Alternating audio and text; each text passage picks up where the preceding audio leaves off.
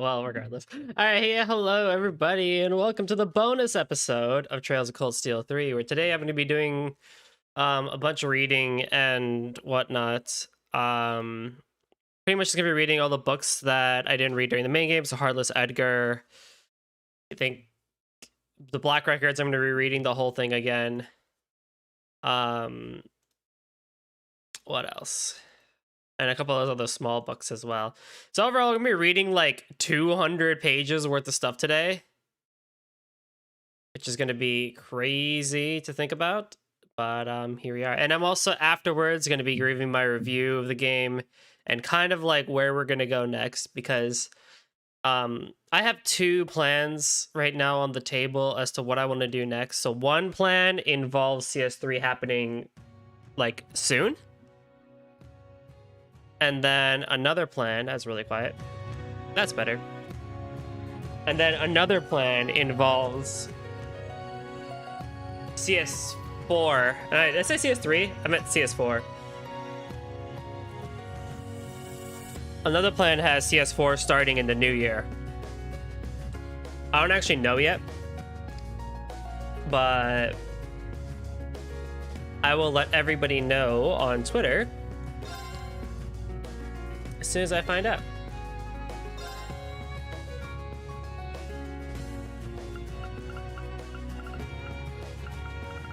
So if I go all the way back to my clear end game clear, what I'm actually going to be doing for this, I'm actually turning off the entire BGM, because we're not going to hear the final theme just over and over and over again. Yeah, so we have a Heartless Edgar to read, Kobe in the Museum, The Immortal Hero, Black Records, and a few of the other ones. But what I will be doing is actually playing some music in the background.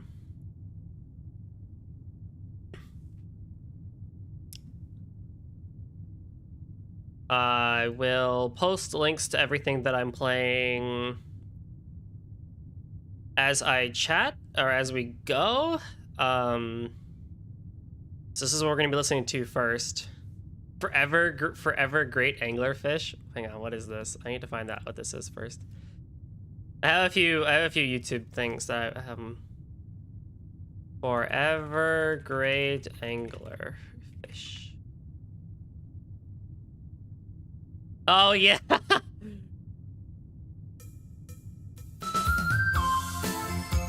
I forgot this song.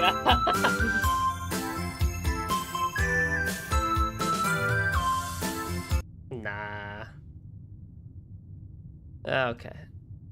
I need to add this, which is going to be...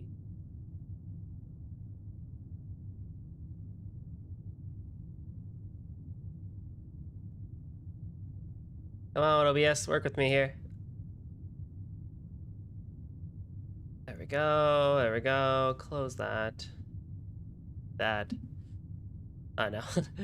So we're gonna be playing this tune first, and then I'll have all of these in the archive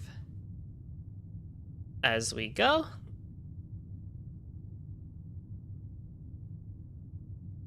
And then we should be good.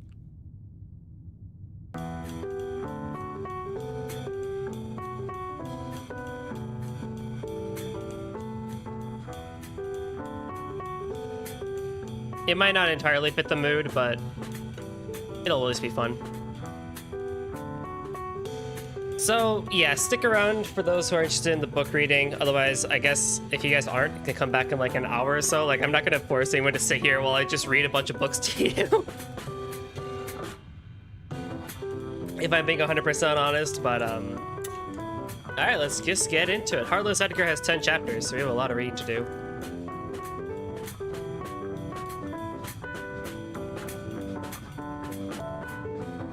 Chapter 1, Autumn Dawn. Rays of light spilled through the curtains, brightening the walls of the bedroom before finally coming in to rest on my face. I slowly opened my bleary eyes and made my way to the window. I gently touched my fingertips against the dew-covered glass, feeling the sun's warmth. I turned around to see you still lying in bed, asleep. Your tranquil expression was illuminated by the same dawn light that had stirred me from my slumber. I moved in close, pressing my nose against yours, but you didn't stir. I gently stroked your hair, but you still refused to wake. In one final attempt to rouse you, I pinched your cheek, but all you did was make a face and roll over. Gently chuckling to myself, I straightened the bedsheets and left the room. I went to the kitchen and began warming up the soup left over from last night. Next, I started making the salads we were going to have for lunch later: lettuce, ham, and hard-boiled eggs. I cut up a tomato, taking care to only add the slices to one of the salads. After all, you don't like tomatoes. I remember you telling me the story. I think I was about 4 years old. My father tried to feed me a tomato, and I spat it right back out at him. I have no idea why, but I just can't eat them. You laughed and looked away, a twinge of guilt playing across your eyes. Just as I was finishing up with the food, I saw the bedroom door swing open. "Good morning," you said, stretching. It was clear you enjoyed your doze. "Hey, Edgar." You looked at me. "Edgar?" You called my name. "Edgar." You called my name over and over. "Hey, Edgar!" You... Huh? My eyelids snapped open. My ears suddenly filled with sound. I was in a restaurant in town. Sitting across from me was my friend Henry. His long green hair was unkempt, as though he had just rolled out of bed. A small trail of steam rose upward from the hot plate of food he had in front of him. I instantly understood what was going on. Can I get you some water?" The waitress, Clementine, was standing over us. I looked up into her eyes. They were as clear and blue as the summer sky. "Oh, yeah, Henry started to say. "No, we're okay. Don't worry about us," I interrupted. Clementine looked confused, but stepped away to the other customers. "What do you mean, don't worry about us? What if I'm thirsty?" Henry furrowed his brow at me. "I don't want to bother her," I said, glancing in Clementine's direction for the briefest moment. "Bother her? It's just a glass of water, man." Henry sighed and began sullenly chomping his food. "Here, have mine too." I pushed the plate, bearing my untouched sandwich toward him. "My head's all muddled. I don't think I have much of an appetite anymore." "That's been happening a lot lately. You okay, man?" Henry's dour expression turned to one of concern. "I'm not sure. I keep getting flashes of this one scene. It feels like a memory, but I don't recognize it at all." I raised my gaze and stole another glance at Clementine as she walked through the restaurant, smiling and talking with the customers. Henry followed my gaze toward her, and a look of understanding came over his face. "Now that I think about it, this all started after you first noticed her, huh? Ah, I should have known! I've seen the sad eyes of a lovesick fool before." He nodded to himself knowingly. "Is that what it is?" I questioned Henry, yet I couldn't take my eyes off Clementine. "Well, I guess you know me best, Henry." As I spoke, Clementine noticed my gaze and gave me a warm smile before returning to her work. "Since I don't seem to know myself anymore," I sighed. All my dearest friend could give in response was a troubled chuckle. September of Septine calendar 1294. Lemon, home to the headquarters of the Epstein Foundation. I planned to devote my time here to performing research alongside the other members of the Foundation, but then I fell in love. Chapter 2. My Name. When did my feelings for Clementine first start? I couldn't remember the exact day. All I knew was that, for whatever reason, I couldn't stop thinking about her. Every day I'd find myself going to the restaurant. Once I got there, I'd spend my meal watching her, gazing at her flaxen braids swinging behind her as she flitted to and fro. I wondered what she thought about me. Did she like my voice? Did she think I was handsome? Did she feel the same way I did? These thoughts would bubble up in my mind, then fade away. "Hey, people don't like it when you stare at them like some kind of creeper, you know." Henry interrupted my thoughts with his usual blunt tone. "We were at the restaurant, just like any other day. But I'm not a creeper," I said, briefly tearing my eyes off of Clementine. He flashed a look that told me he was unimpressed with my response. "Look, I come here with you every day and you just sit in a corner and stare at her. At this rate, I'm worried that when they toss you in jail for stalking, they'll throw me in there too as your accomplice." "Is coming here every day all it takes for me to be a stalker?" I asked. "No, but that's not the issue. Wait, why am I even explaining this to you?" Henry's frustration with me was clearly mounting. "Because we're pals," I answered. He let out an exaggerated sigh and threw his hands up in defeat. After a moment, however, he put on a serious expression and leaned in toward me. "But for real, man, what are you going to do? Do you really just plan to come here day after day?" "Yeah, I can't really think of anything else to do," I shrugged. Henry shook his head at me. Come on, that's not gonna get your feelings across to her. Then what do? I asked. You just gotta tell her how you feel. Just go over there and say it. Brace yourself for the worst and just say it, Henry told me. But I guess if you're too scared for that, the safe way would be to make her like you more first. How do I do that? Should I struggle to think of something that lovers do. Hold her in my arms or something like that? Are you for real, man? Henry raised an eyebrow at me. Okay, if I were to give you an example off the top of my head, is that how you treat a paying customer? Suddenly, Henry was interrupted by the sound of a drunk man yelling at someone on the other side of the restaurant. I looked over to see who he was so riled up at. It was Clementine. I'm sorry, sir, but I'm working right now. I can't do that, she said. I could hear a hint of fear behind her professional tone. All I'm asking is for you to have a little drink with me. Come on, girlie, let's have some fun. The man slurred his words, clearly deep in his cups. Well, something like that, actually. Henry nodded at the scene playing out before us. If you swoop in to save the day when she's in trouble like that, I'm sure she'll think better of you. Though you should probably stay out of this one, to be honest. Henry leaned back in his chair and pulled out his comm orbit. This might be a bit more than you can handle, so we'd better leave it to the pros. Okay, got it. I stood up and began walking toward Clementine. Hey, wait! I heard Henry exclaim as I left, but I ignored him and kept going. Huh? Who are you supposed to be? Me and the lady are talking. You can have your turn later. I could smell the alcohol in his breath from an arch away. I'm here to talk to you, actually. As I said this, the man's unfocused gaze froze on me. I'd rather not bother the other customers in here, so why don't we talk outside? I continued. Huh? I got nothing to talk to you about. You want to go outside? Go on your own. Like I said, I'm talking to the lady here. The man's face grew redder. Well, she clearly doesn't want to talk to you, so let's go outside already, I retorted. The man's expression quickly twisted into an enraged scowl as he shot out of his seat, knocking over everything on his table with a loud clatter.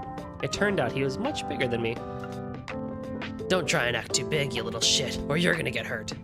Please, go back to your seat. I can handle this, Clementine said as she put herself between the man and me. But you're shaking. With her right in front of me, I was able to see clearly. Tears welled up in her eyes, but she pursed her lips tightly and gave me a determined look. I'm not moving from this spot until you go back. Her voice cracked ever so slightly. Oh yeah? Guess I'll have to move you then. Oh, that was the other guy. Oh yeah? Guess I'll have to move you then. The man shoved Clementine aside and grabbed at my collar. At the same time, he swung his fist at my face. Right as it was about to make impact, however, I heard a commotion from behind him. That's enough!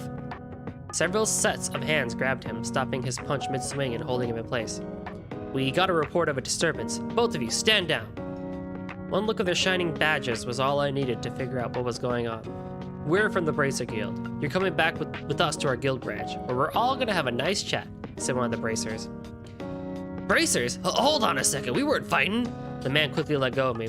We were just having a bit of fun, right, kid? Well, I sure wasn't having any fun. It was an honest answer on my part, but the man didn't seem to appreciate it much. His face turned red again and contorted with anger. The hell? You shut your damn mouth, you little punk! Before the man could do anything, however, the Bracers had him pinned on the floor. That's enough! Come along quietly. The Bracers subdued him and began leading him out of the restaurant. Despite his anger only a moment ago, the man began sobbing. Please don't call my mama, okay? I'm begging you.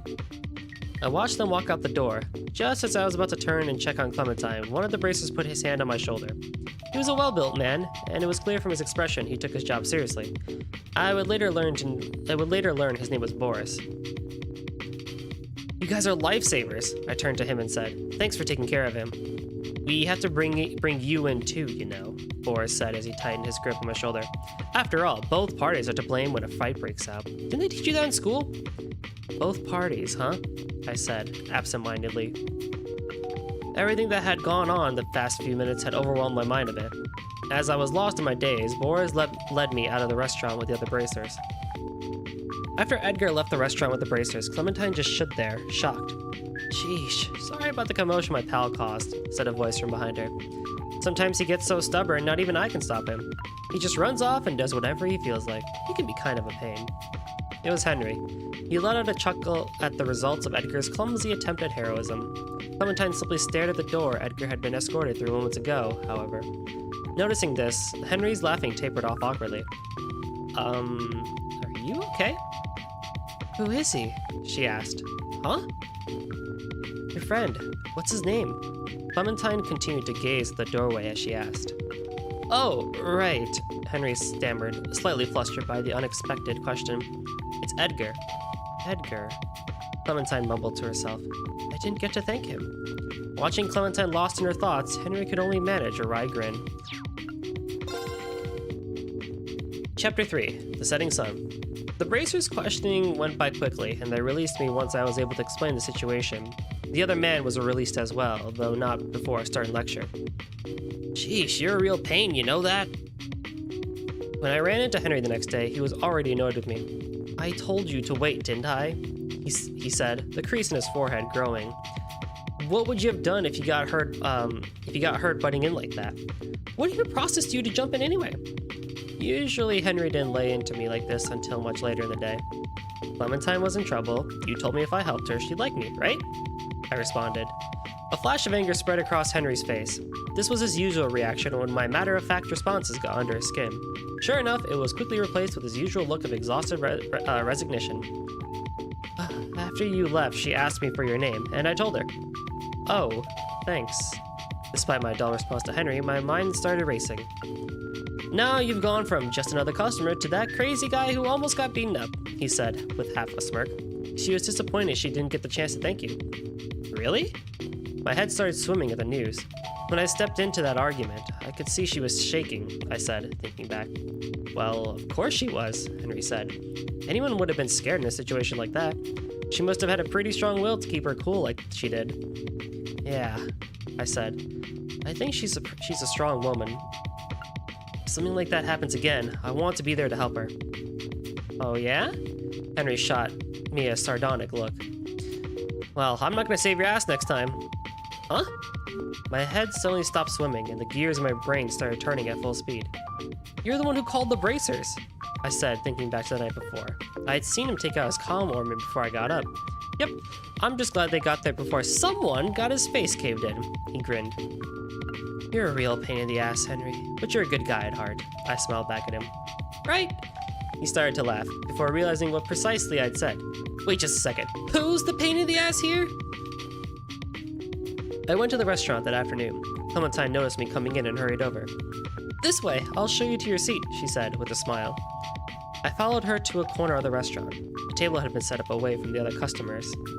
I was a little worried you wouldn't come back after what happened yesterday, she said sheepishly. Don't worry. Something like that isn't enough to scare me off, I laughed. But what about you? How are you doing? I feel terrible, she said, hanging her head a little. Maybe if I'd handled things better, you wouldn't have been dragged off by the Bracers. This wasn't your fault. I just jumped in because I felt like it, I said, puffing out my chest just the tiniest bit. But, she started. Besides, you stood in the way to protect me too, right? I smiled at her. We helped each other out. She smiled back, blushing ever so slightly. Even so, I still want to show my gratitude. Today, your meal's on the house, so get whatever you like. The same goes for your friend. Clementine quickly looked around, realizing Henry wasn't with me. Oh, he couldn't make it today, I said. So I guess I'll just have to eat his meal too. Both of us burst into laughter. By the time I left the restaurant, the sun was setting. Thanks again for the meal, I said. I really enjoyed myself. Clementine walked me to the entrance. I'm glad to hear it. To be honest, I was worried you might have been bored. You had this dreamy sort of look on your face. What? No, there's no way I could have been bored. After all, I stumbled over my words and trailed off. Clementine tilted her head at me, confused by my babbling. I mean, the weather's so nice today. Yeah, that's it. I stammered out the first thing that popped into my mind, but it just confused her further. Huh? What does that have to do with anything? She asked. I guess it, doesn't. I broke down into nervous laughter, but Clementine just giggled along with me. You're so funny, Edgar. I hope you come back soon. I'll be waiting for you, she said. I'll be waiting too. Anything you need, just let me know. You can count on me whenever, I told her. Huh? She still seemed a little confused, but she smiled at me. Right, I'll do just that. I'm serious, I said. I want to be there for you, anytime you need me. She let out a little gasp. They were a little roundabout, but my words had gone through to her. If you'll excuse me then. I gave her one more smile before I headed out. I began walking home, but after a moment, I heard someone calling my name from behind me. I turned around to see you there, waving at me. Your bright smile shone all the more brilliantly as the golden light of the setting sun washed over you. Chapter 4, Where the Fireflies Are. I wound my way through the Les Loches Canyon. Yeah, the Les Loches Canyon, several arcs outside town. Cliffs towered above me, stretching up to the sky. That was the reason why, despite being mid-morning, it felt so dark down in the canyon. I felt as though I was shut away from the rest of the world. The great wide sky was compressed to a thin strip of azure, zigzagging overhead. As I looked up, I saw two birds fly by, far above me. Seeing them, I thought back to my conversation with her the day before. Have you two heard of firefly fungus? Clementine asked as she brought us our dinner. Seen him once or twice, never eaten one though, Henry said between mouthfuls of food. Is it a kind of fungus that looks like fireflies, or like fungus that grows on fireflies? I asked.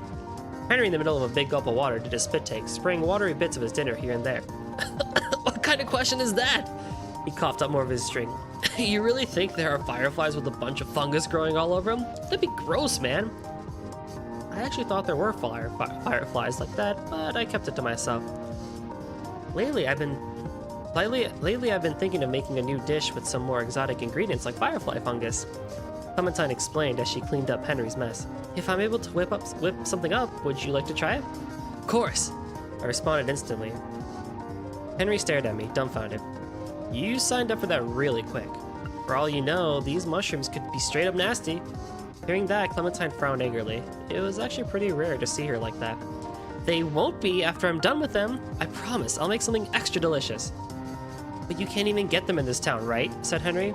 I'm sure someone's selling them somewhere, but are you really gonna make a cross-state trek every time you run low on ingredients? Oh, Clementine said, looking a bit dejected. I still haven't figured that part out. She excused herself and hurried back into the kitchen. That wasn't very nice, Henry, I said, glaring at him. Can you really not find any around here? Who knows? He shrugged. There's a forest past the canyon, so it's possible. I instantly shot out of my seat and turned to leave, but Henry's reflexes were too fast. He grabbed my arm, stopping me. You can go once it's light out, he said with a sigh. So, taking his advice, I set out for the Les Loches Canyon first thing next morning. As I walked, the steep canyon walls slowly parted, and before long I found myself standing in front of a verdant forest. Henry had told me to look in especially shadowy parts of the forest or around rotting trees. I made my way through the forest, picking anything even vaguely mushroom-shaped. It didn't take long before the bag I'd brought with me had grown heavy with a cornucopia of different mushrooms. I figured if I couldn't find a firefly fungus for Clementine, I would at least give her a variety of other mushrooms to choose from. As I continued my search through the forest, I came across a clearing, and was struck by how beautiful and tranquil it was. A little stream quietly wound its way through the trees. Rays of sunlight filtered through the treetops, shone down, glittering on the surface of the water. A number of squirrels and small birds were perched on the trees above me, chittering and chirping merrily. It was a scene straight out of a painting, more beautiful than anything I'd seen in my days working at the Foundation. Oh, it's rare to see anyone all the way out here. I heard the sound of rustling leaves and turned to see an old man step out of the thicket. Traveling alone, young man? He asked me. Trying to outrun a spot of heartbreak, are we? Or maybe you're looking for something. I stared at the old man. Beneath his head of short white hair, I spotted a few long green strands poking out here and there. He averted his eyes and nervously cleared his throat. As for me, I'm here to pick mushrooms, he said. It seems someone got to all of them first, though. I continued to glare wordlessly at the old man. Beads of sweat began to form on his forehead. He cleared his throat again. Oh, what's that you've got in your bag there? He asked. Could it be mushrooms, perhaps? So you're trying to strike a bargain? Finally spoke. Yes, exactly, he exclaimed. I like a youngster who understands. So, about that firefly, I mean, what is it you're looking for way out here? Firefly fungus, I curtly responded. Well, he said proudly, I just so happen to have one right here. He held out a mushroom with a faint green glow to it. I went to some trouble finding this. Be sure to use it well, he said. Sure, thanks, I said, taking the mushroom from his hand and turning to leave. Wait just a minute. he called out. As I walked away, the old man quickly grabbed my arm, stopping me. It was a familiar feeling, and a much stronger grip than an actual old man would have. "That's not what we agreed on. You need to give me that back in exchange," he said. "I didn't agree to anything," I told him. "You just gave this to me." "What? That's not fair," he stammered. "You think you can treat an old man like that?" "You're pretty strong for an old man." I gave him an unimpressed look, the same kind he'd given me at least once nearly every day. Henry blanched at my words, and the white wig he was wearing fell slightly askew on his head. "Look, just let me have the mushrooms. You're going to get to try her dishes too," I told him. "Shut up, man. I just want my fair share for helping you," he snapped at me. He started grabbing at the firefly fungus and attempted to take it back. We began bickering like a pair of children. "Give it back!" "No, let go." "Not until you give it back." Unfortunately, we didn't realize how our fight would end until it was too late. In one final attempt to rip the mushroom out of each other's hands, we each let out a yell and pulled as hard as we could. It took us a moment, afterward, to regain our senses, and to our horror, we saw the mushroom had been torn in two. An awkward silence fell over us as we stared at the pieces in our hand. We picked ourselves up and silently headed back to town. As we left the forest and headed back into the canyon, the sun was beginning to hang low in the sky. "You know, Shunny, this trip is a bit rough on these old man's knees," Henry piped up. "I wouldn't mind if you carried me back to town." "You're pretty spry. I think you can make it on your own," I told him curtly. Henry sighed and abandoned his old man facade, picking up his pace. We returned to our silence, each of us absorbed in a complicated anger. However, it wasn't long until a voice snapped us back to reality. "You there, halt! What's that you have?" I turned to look at whomever it was who had spoken to us, only to be greeted by a familiar face. "What were you up to today? You both have leaves in your hair," Clementine asked as she brought us our dinner later that evening. I pulled a vibrant green leaf out from behind my ear. I hadn't noticed it there at all. It had been an exhausting day. "Oh, remember how we were talking about firefly mushrooms yesterday?" Clementine said. "I actually decided not to use them after all. I was trying to think about what I could make with them, but I couldn't come up with anything good." She gave a sheepish smile. "Well, I guess everything turned out fine in the end," I said with a small, tired grin. "Yeah, I guess so," muttered an exhausted Henry. "Huh?" Clementine tilted her head in confusion at us. Henry and I spent the rest of the night burying our sorrows in food. Earlier that evening, it was a bracer, Boris, who had called out to us in the canyon. The same Boris who led me away after the fight in the restaurant. Henry and I were so preoccupied that we'd crossed the border between the sightseeing area and the Bracers training facility without realizing it. We were given a stern lecture and, of course, all the mushrooms I picked were confiscated.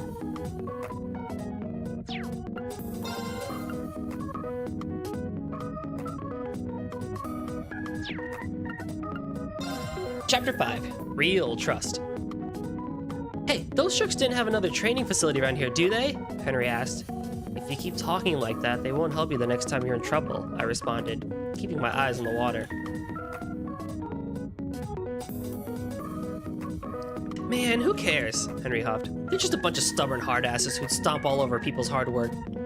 He began fidgeting as he riled himself up thinking about the other day. "Doesn't it tick you off too?" He turned to me. "You picked all those mushrooms, and you just took them away." "Well, we broke the rules," I shrugged. "Man, how can you be so nonchalant about it?" He sighed. He didn't even have the energy to be annoyed at me today. "Ugh, I'm getting nothing here." He gave his line a sad tug. "Can't focus anymore." "Don't they ever get hungry?" I asked, looking out at my own line. It hadn't moved the whole time we'd been out here. "Are you even doing this right?" Henry asked. It was a good question. One I didn't have the answer to. A small breeze gently nudged our otherwise immobile fishing lines. "Okay," Henry said, getting up. "I'm gonna go find someone who can help us." He left his fishing pole and started walking farther up the riverbank. We were back in the Lelouch Canyon. After our disastrous mushroom hunting mission, we had pulled ourselves together and decided to go fishing in an attempt to catch something good for Clementine. After a while, Henry returned with company. "For things like this, it's best to get help from a pro," he explained, "so I found us one." From his hat and jacket to his rod and the tackle box slung over his shoulder, the man Henry brought back with him was the very picture of an expert angler. "I found him fishing just a bit upstream," Henry told me. "He said he's from the Fisherman's Guild. Can't get much more of an expert opinion than that." And the fisherman smiled. "I'm always happy to help out young anglers like yourself," he said. We exchanged greetings, then it was time to get down to business. So, what exactly are you two after today? The fisherman asked. A rare fish, I told him. I want to give it to someone. It's a little vague, he scratched his chin. But I'm definitely on board with giving a fish as a gift. If you're after something rare, though, you'll need the right bait. The fisherman picked up our fishing poles and examined them. Progress rods, He furrowed his brow a little. That's all we were able to rent in town, sir, I told him. Are we really going to call him sir? Henry whispered to me. What bait are you using? The fisherman asked. Worms, I replied. The fisherman raised an eyebrow, then shook his head at us. Are you sure you're trying to catch a big one? He asked. We thought we could get some bites if we came around lunchtime, I told him, matter-of-factly. When the fisherman heard this, his other eyebrow quickly shot up to join the first one. He then gave us an incredulous sigh and pulled the spare rod out of his pack. Here, use this. It's a metal rod trident. It's specifically made for catching big fish, he said, handing me the fishing rod. Use live, medium-sized fish as bait. What about me? Asked Henry. What do I do?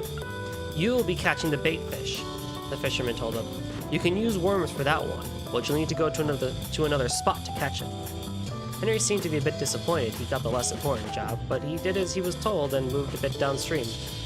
You should get a bite from the little ones over there in no time, the fisherman called out. Sure enough, after a minute or two, I heard Henry struggling. He'd gotten something. The fisherman and I walked over to watch. Henry put everything he had into pulling his catch up until finally, the mighty pull, he yanked it out of the water.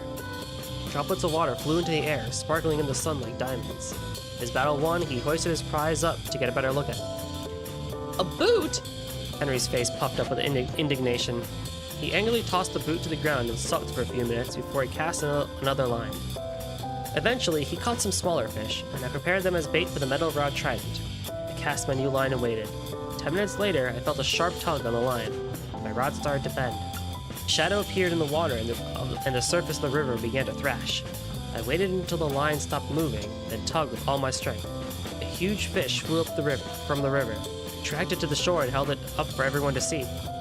The fisherman, impressed by its size, let out a whistle. Ooh, those long whiskers and pointed teeth, he mumbled to himself as he took a good look at the fish. That's definitely a Garvels. Is it rare? I asked. It's rare to catch one here, he said, still examining the fish. They're known as lake bottom brawlers, and true to the name, are usually found in muddy areas at the bottom of lakes. I was elated to have caught such a rare fish, but the fisherman's expression was more serious. Is something wrong? I asked. I'd like to make a request. The fisherman straightened his posture. Would you let me have this Garvels? Henry and I looked at each other in shock. Hey, you never said anything about charging us? Henry glared at the fisherman. Don't misunderstand, please, the fisherman said. I'm not trying to scam you or anything of the sort. I want to bring this fish back with me to the Fisherman's Guild. Trying to add someone else's cash to your own collection? Henry's brow was still furrowed. That's pretty lame, wouldn't you say? Oh, I agree. That's not the reason I want it, though, said the fisherman, still bearing the same serious expression on his face. I'm interested in the ecosystem here. I'd like to find out why a lake-dwelling fish is all the way out here. Also, he continued, this fish has a bit of a reputation as a man-eater. Oh, well, what? Henry jumped a good arch away from the fish as it flopped on the end of my line. It's only an urban legend, said the fisherman. They'll cough up trinkets from time to time. If it happens to have eaten anything valuable, I'll let you have it. How's that sound for payment? Are you seriously trying to bribe us with some dead person's jewelry? Henry exclaimed from behind me. No, please listen. The fisherman remained calm. The man-eating part isn't true. The fish will just swallow shiny objects that fall to the bottom of the lake. Yeah, a likely story. Henry still regarded the fisherman with a suspicious glance. He then turned to me. What should we do? I had no reason to trust this random fisherman, but he didn't seem like the kind of person who would lie to us. All right, I said. You can have it. Thank you, I'm in your debt. He took off his hat and gave me a short bow.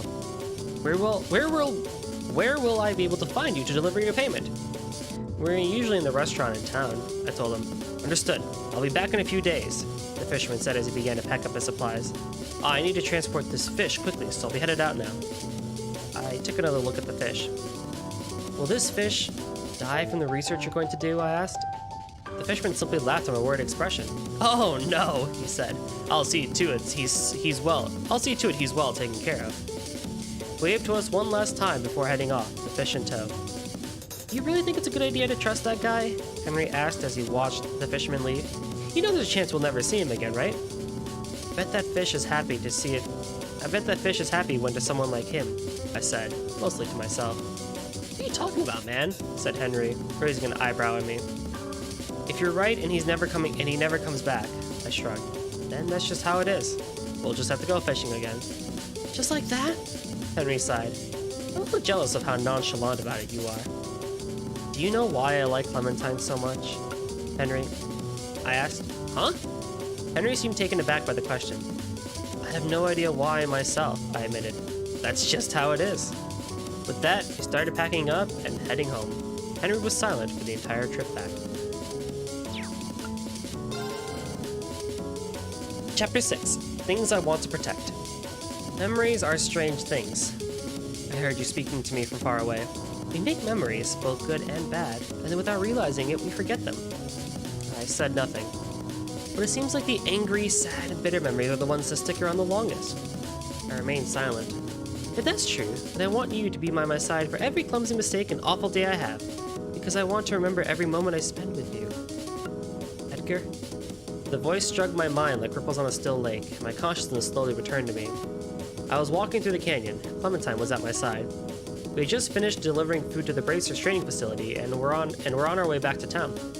"Oh, sorry. I was just lost in thought," I said, rubbing my temples. Clementine put her hand to my forehead to check my temperature. "Well, it seems like you don't have a fever or anything, but if you're not feeling well, you should rest." She grinned at me and continued walking ahead. Watching her, I wished this moment would never end. "Why did you ask me to come with you that day? The vision I had of you speaking to me, was it real? Or just a wishful daydream?" "Hey, Edgar, what's your favorite food?" Clementine turned to look at me as we reached the highway. Thought about it. Anything you make for me." "That's such an Edgar answer," she giggled. "Okay, then, I'll make you something once we get back." "Really? That sounds great," I said. "I'm looking forward to it." "Is there anything you don't like?" she asked. "Not really," I said, thinking it over. "I'll eat pretty much anything." "That must be nice," she said, smiling. "Do you like tomatoes too, then?" "Yep, tomatoes too," I nodded. The word brought back a faint memory, like a tickle at the back of my mind. "I just can't stand them myself," she said, shaking her head. "After all, you don't like tomatoes." "When I was little, my father tried to feed me a tomato," she told me. "You spat it out," and I just spat it right back out at him. The scene suddenly bubbled up in my mind again. "Edgar? And you have no idea why, but you just can't eat them, right?" I asked. "What?" She let out a small gasp. "Yes, that's right, but how did you know?" "Just a guess," I said, looking away. I remembered the scene I saw back in the restaurant. Her words just now were the same as back then. "I think I understand now," I mumbled to myself. It had been installed into my mind. "Understand what? What are you talking about, Edgar?" she asked, concern creeping across her face. She grabbed my arm and looked up at me. Before I could say anything, several figures rushed at us from the grass off the side of the highway. "Monsters!" Clementine yelled. 3 feline monsters stood before us, blocking the road into town, hissing angrily. "Edgar!" Clementine whispered my name. She was trembling. I calmly moved her behind me. "They're on the highway," I said. "That means the nearby orbit lights must be broken." "What do we do?" She clutched my arm tighter. "We can't get into town, so let's go back the way we came," I said. Clementine looked at me like she was about to cry. I grasped her hand and held it tight. "The Bracers will be able to help," I told her. "We just need to go back there, okay?" She nodded. Together we turned and started running as fast as we could. We ran for what felt like forever. I lost track of how far we'd gone. Clementine was running out of breath. The sun was nearly done setting, and what little light remained in the dusky sky couldn't reach down into the canyon. We stopped for a moment, and Clementine steadied herself against the canyon wall to capture breath. "I'm sorry, I'm slowing you down," she gasped. "No, I'm the one who should apologize," I said. "I thought we would have found the Bracers by now." that point, I didn't even know which direction the training facility was anymore. Panic from the constant sound of pursuing footsteps had muddled my sense of direction. If we just rest for a minute, I can... Clementine's thought was interrupted by the sight of one of the monsters leaping at her. She screamed. I grabbed a nearby branch and swung it as hard as I could. I knocked it out of the air right before it reached her. However, while I was preoccupied with the first one, two more circled around behind us. I felt several sharp claws dig into me. One of the monsters was on my back and the other on my leg. I turned and swung the branch again, knocking them away. They leapt at me once more, however, going after my head and shoulder next. The world became a blur. I swung the branch, hitting one directly in the head. It flew off a short ways and stopped moving. Clementine stood to the side, watching in fear, her hands pressed tightly over her mouth. One of the monsters started to approach her, and I kicked it away. While I did, however, the one behind me leapt to the back of my head, tearing into me. Everything grew dim. I fell to my knees. My ears were filled with the monster's piercing screeches mixed with the sound of Clementine desperately calling my name. The last thing I heard before the world went dark was the sound of boots and loud, commanding voices. Chapter 7. No Blood to Shed. All I could do was call his name as I watched him fall to his knees. He glanced at me, his eyes telling me to run away before he slumped to the ground. I ran to his side, but before I could check him, I noticed the two remaining monsters slinking towards us. The branch he had dropped was too heavy for me to use. I started screaming as loud as I could, begging for anyone to come save us. After a moment, I heard heavy footsteps running toward us and a voice call out, "Over here!" A group of bracers ran up, easily taking care of the monsters that had terrorized us. "Sorry it took so long. Are you injured?" asked a female bracer. I shook my head at her, but then turned to look at Edgar lying on the ground. The other bracers crowded around to check on him. This guy. What is this? Do we take him to the hospital, or... I could only hear bits of their whispered conversation. "We'll take the man back first," one of the bracers told me, as they started to move Edgar. Is he going to be okay?" I asked. "We can't say," the bracer said, looking away. They carried Edgar away before I could even get a glimpse at him.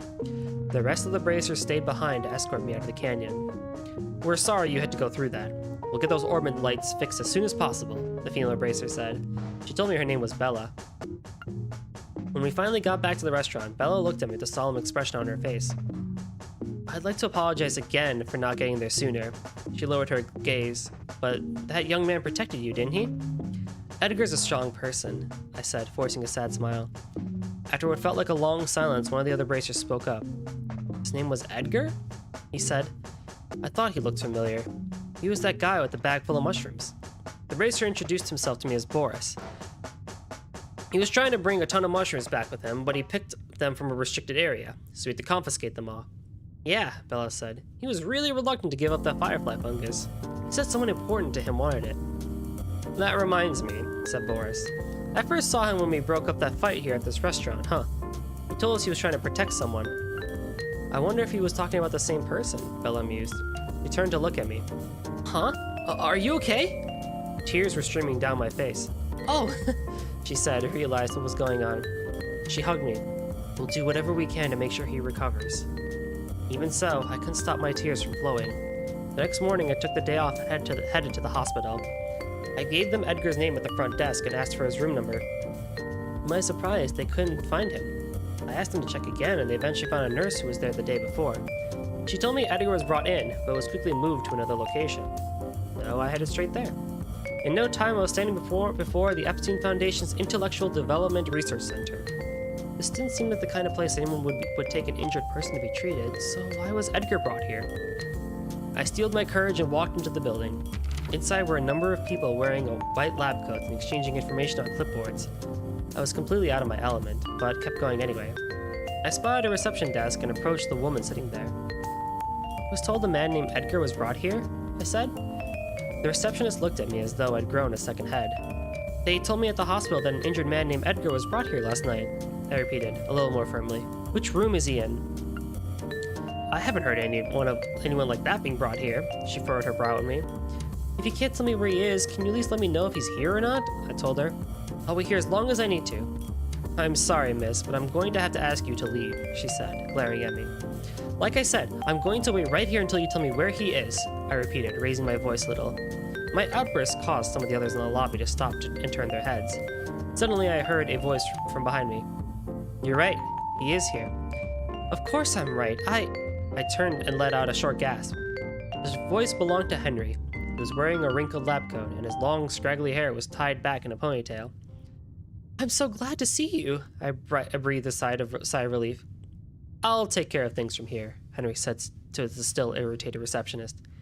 He led me farther back into the building. Have you seen Edgar? I asked, unable to hold back my anxiousness.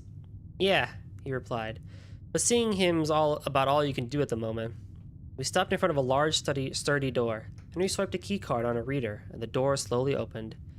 Inside was a long, dark hallway. At the end of the hallway was a small room surrounded by thick glass walls.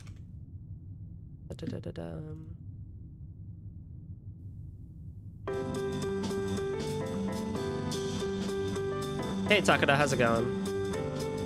Alright, video 2.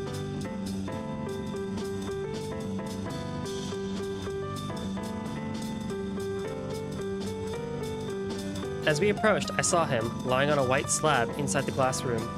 Edgar! I called out. 2 mechanical arms suspended from the ceiling circled his body, shooting out small bursts of sparks here and there. What's going on, Henry? I asked as I watched in horror. They're fixing him, he responded, as though it was the most natural thing in the world. His brain was especially damaged. So, you replaced his body with machinery? I asked, struggling to understand the situation. Henry didn't respond. He stood there and calmly watched the arms circle around Edgar. This is just too much, I said. All these machines. I put my hand on the glass between Edgar and me. He got hurt protecting me, I said. So, if you can use my body to help him somehow, or... I didn't know what I should do. Just please, I started to choke up. Please bring him back to normal. I promised him I'd cook him something for him, so please. You won't have to worry about that. The voice was so cold and cynical, it took me a moment to realize it was Henry speaking. He hadn't taken his eyes off Edgar the whole time. Why do you think he wasn't afraid of fighting that big drunk? He asked me. How could he keep running that whole time without getting tired? Why didn't he bleed a single drop of blood after those monsters clawed him? Did you think it was strange? I looked at Edgar as he lay on the slab. His tranquil expression was illuminated by the sterile white light shining down from above. We didn't replace his body with machinery, Henry said, quietly. He was like this from the start. He sheds no tears, no blood runs through his body, and no heart beats in his chest. But he's not a normal machine. He's an artificial intelligence wearing human skin. Chapter 8, Don't Let Go.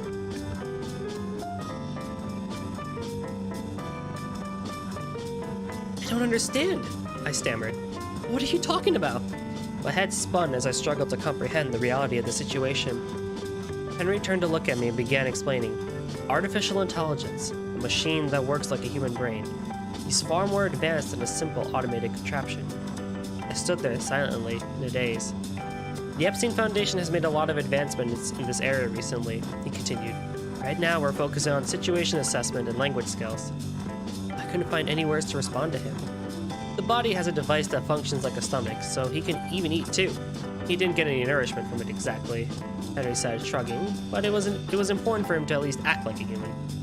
You're wrong. I squeezed the words out of my throat. Huh? He's not a machine, he said. Henry's expression didn't change. How could someone so kind be a machine? I continued. He liked talking with us and sharing meals, and he said he wanted to be there for me, and I could tell he really meant it. He's so much like a real person. Precisely, Henry said, calmly. He is like a real person. What? No, that's not what I mean, I protested. One of our goals in building him was to create a machine that would be as close to human as possible, Henry explained. The experiment was to discover whether or not an artificial intelligence could express emotion. I could feel my pulse quicken and my breath catch in my throat. What does that mean then? I gasped. Edgar's thoughts, his feelings. Are you telling me everything about him was just installed into his mind? That's right, Henry said with the same cold tone. It was for the sake of our research and for further development of this technology. You were randomly chosen to serve as a subject. It was all nothing more than an experiment. No. I started to feel dizzy. Does Edgar know? I asked, setting myself against a wall. He knows what he is, Henry explained as he gazed at Edgar. He was not told he was a part of this experiment. Nor was he aware, Henry turned to me, of the reason he liked you so much. How could you?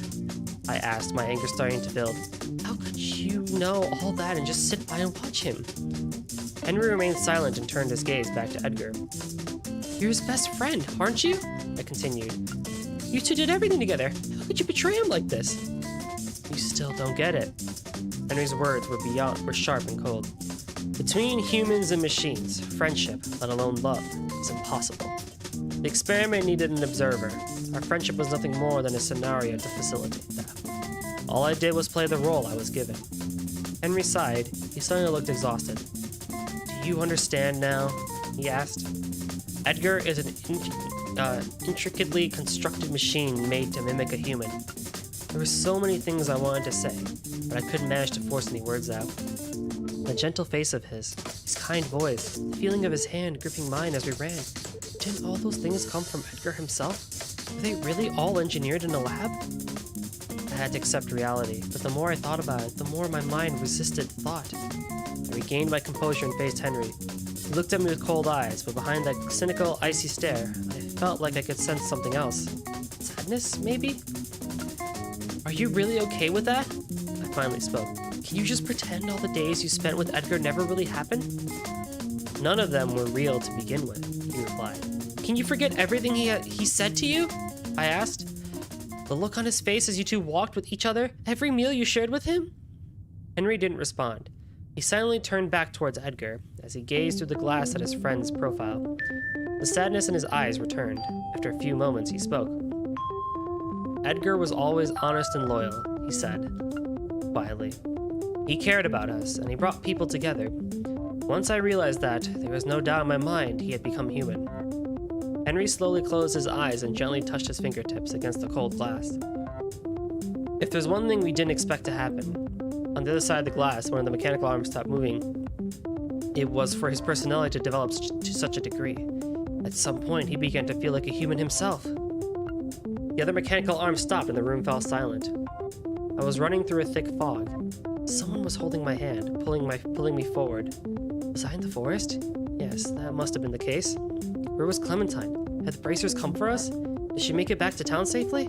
I had to hurry. No, not that way. Wait, who are you? Where are we going? What are you going to do with me? Then I woke up. Chapter 9, A Sleepless Dream. I awoke to find myself lying on a workbench. Hey, you're finally awake, I heard someone say. I turned my head to see Henry enter the room. I tried to sit up, but my movements were sluggish. That's weird, I said, having difficulty moving. Well, you did just come out of major surgery, Henry said. The back of your head was injured pretty bad. I reached back and touched the spot above the nape of my neck. I felt sutures, sutures there. That was where the core of me was, the part that made me Edgar.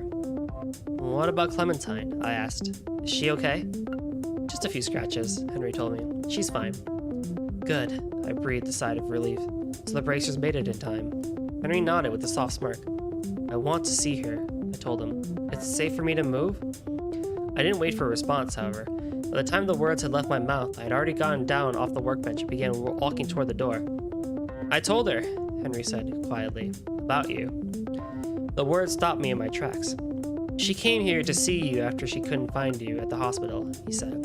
He was really letting the receptionist have it. And? I asked. I took her to see you while you were being repaired, he said, averting his gaze. She said she understood and then left. Told me she knew there was something off about you. I started laughing. What? Said Henry. Taken back. Or what? Said Henry, taken aback by my reaction. You're a terrible liar, Henry, I said. We both know she'd never say something like that. Henry looked at the floor and let out a little sigh. I'm sure she was shocked, though, I continued. I imagine it would be a lot to take in. I sat back down on the workbench. You're pretty calm about all this, Henry said. One of the benefits of being a machine, I guess. As he said this, I saw a hint of pain and sadness in his eyes. Why didn't you take me back to the dorm after I was fixed? I asked. Why didn't you try and stop me from seeing Clementine? Why are you acting so strangely right now? I can't understand. I ran my fingers through my indigo hair, then down to my neck, covered in lifelike yet synthetic skin. My hand came to rest on the sutures. After all, I'm just an artificial intelligence. Henry fell silent. I realized something when I was walking with Clementine, I told him. Information about her was installed into my mind.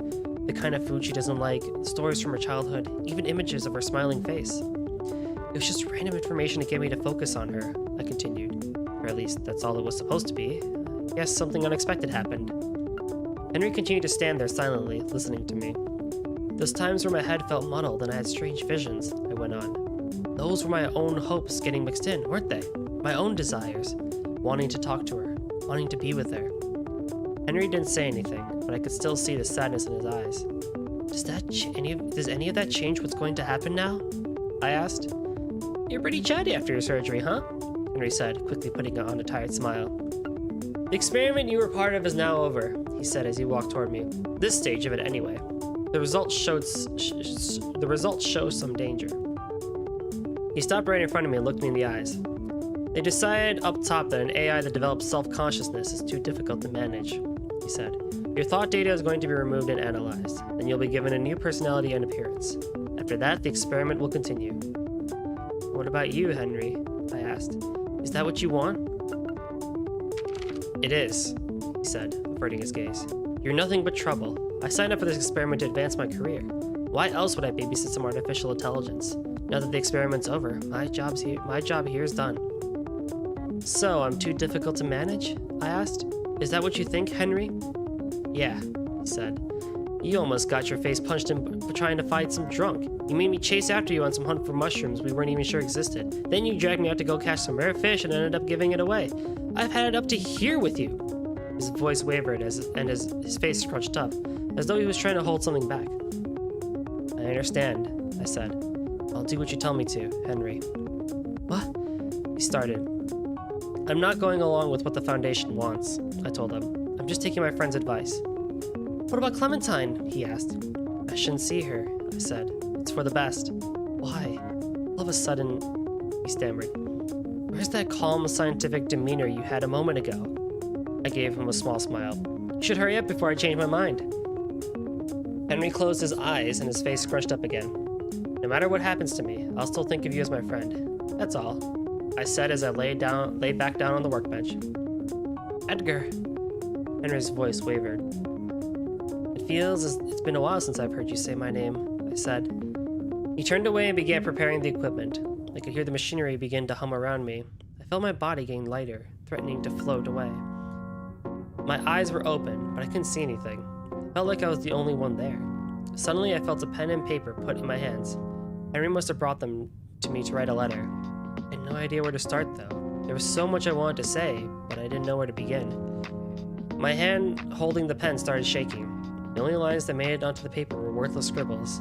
I needed to thank her, and I needed to tell her I was sorry. Also, it was evening, and I was at the restaurant, working like always. I had nowhere else to go, and work kept my mind occupied. It was only a few hours ago that I was in the building, when I saw Edgar's eyes open. I ignored Henry calling after me and ran out of the room. If we were never going to be able to see each other again, I thought it would be best if he didn't see me there. I couldn't pretend it had never happened, but I needed to forget. I decided that was the only way I could keep myself going. Excuse me, miss? A voice from behind me shook me out of my thoughts. Oh, sorry, I said. I'll be right with you.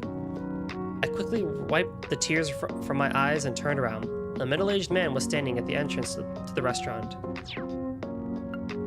Finale. Arliss Edgar. Is a young man named Edgar here? The man asked me. Having the name brought a sudden sharp pain to my chest.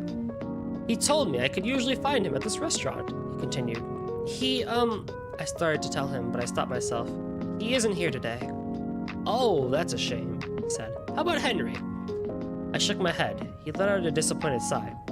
Well, if you see either of them, could you let them know I'll be at the inn? As he turned to leave, I noticed his jacket had an emblem with a fish on it. I promised him I would, but after he left, I regretted not telling him Edgar wouldn't be coming back. That night, I closed the restaurant without seeing Edgar.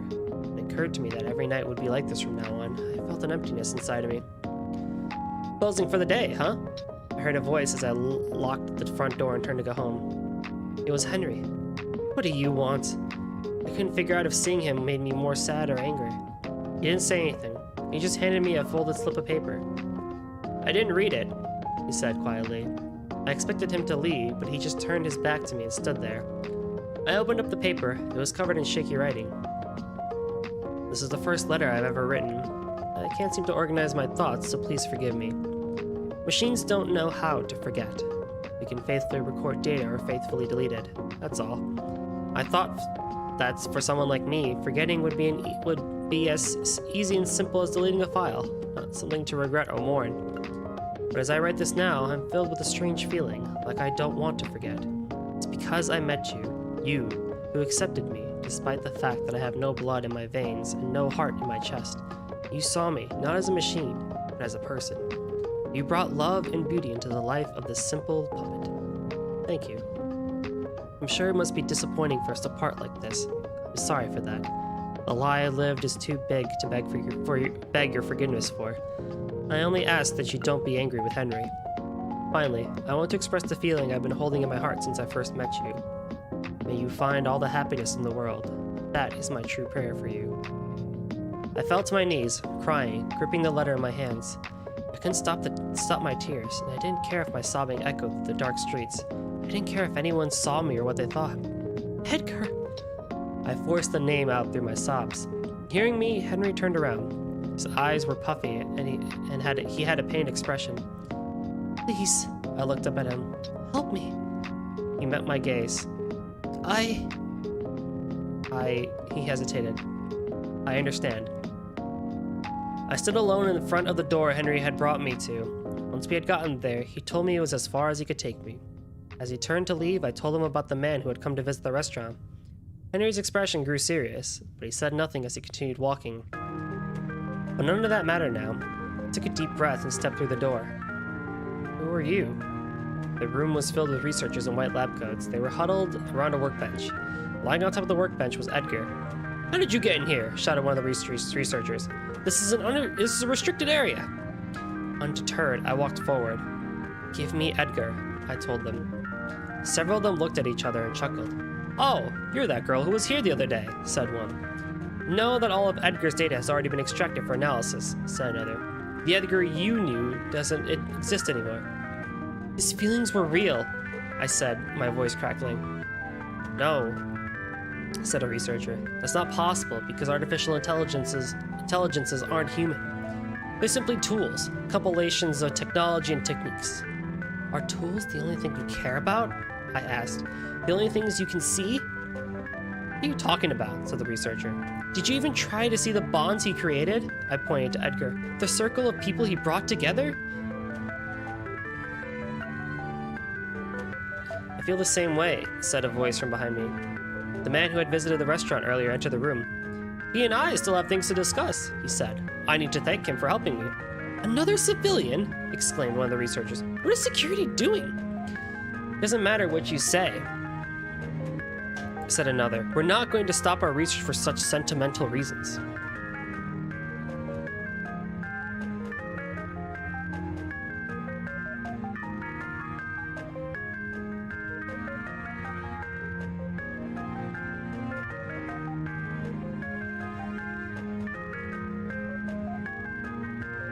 That's right, chimed in yet another one. You can't change our decision. Well, if sentimental arguments won't work, we'll just go through more official channels, won't we? A deep voice reverberated through the room as a pair of footsteps approached from the hallway. The Bracer Guild has received an official request from the Fisherman's Guild for the return of Edgar. The man held out his Bracer badge. It seems we made it just in time. The woman with him let out a sigh of relief. Yeah, didn't think we'd be helping him out again so soon. It was Boris and Bella. Upon hearing Boris's words, the researchers' expressions changed. Now do you see how many people care about Edgar? I stepped forward. I'm begging you, please give him back to us. Looking at our reinforcements, they started to shrink back. But think of the risks, one stammered. If an artificial intelligence develops its own will, it can no longer be controlled. Yes, said another. If we can't control him, there's no telling what he might do. Someone else may even take him and use him for malicious purposes. But, I started. Even in the face of all our support, they still refused to return him to us. We refused to give up too, however. In the middle of our standoff, a familiar voice broke the silence. Then let me make a suggestion. After what felt like a long time, I slowly opened my bleary eyes. My mind felt hazy, my body was sluggish. I lay there at the ceiling of my dorm room for a bit, before turning to the side. There, I saw Clementine sitting next to my bed. Her eyes were full of tears, but she was smiling more brightly than I had ever seen her. I found out what happened later. Thanks to everyone, my personality was re-uploaded back into my body. I was allowed to keep living as Edgar, so long as I didn't leave town. Clementine had agreed to stay with me and would be confined to the town as well. She said that didn't matter, however, as long as we could be together. But the morning after all that, I'll never forget the words you said to me, the ones I'd always wanted to hear you say. Good morning, Edgar. The end. Well, that story took a turn that I did not expect at all.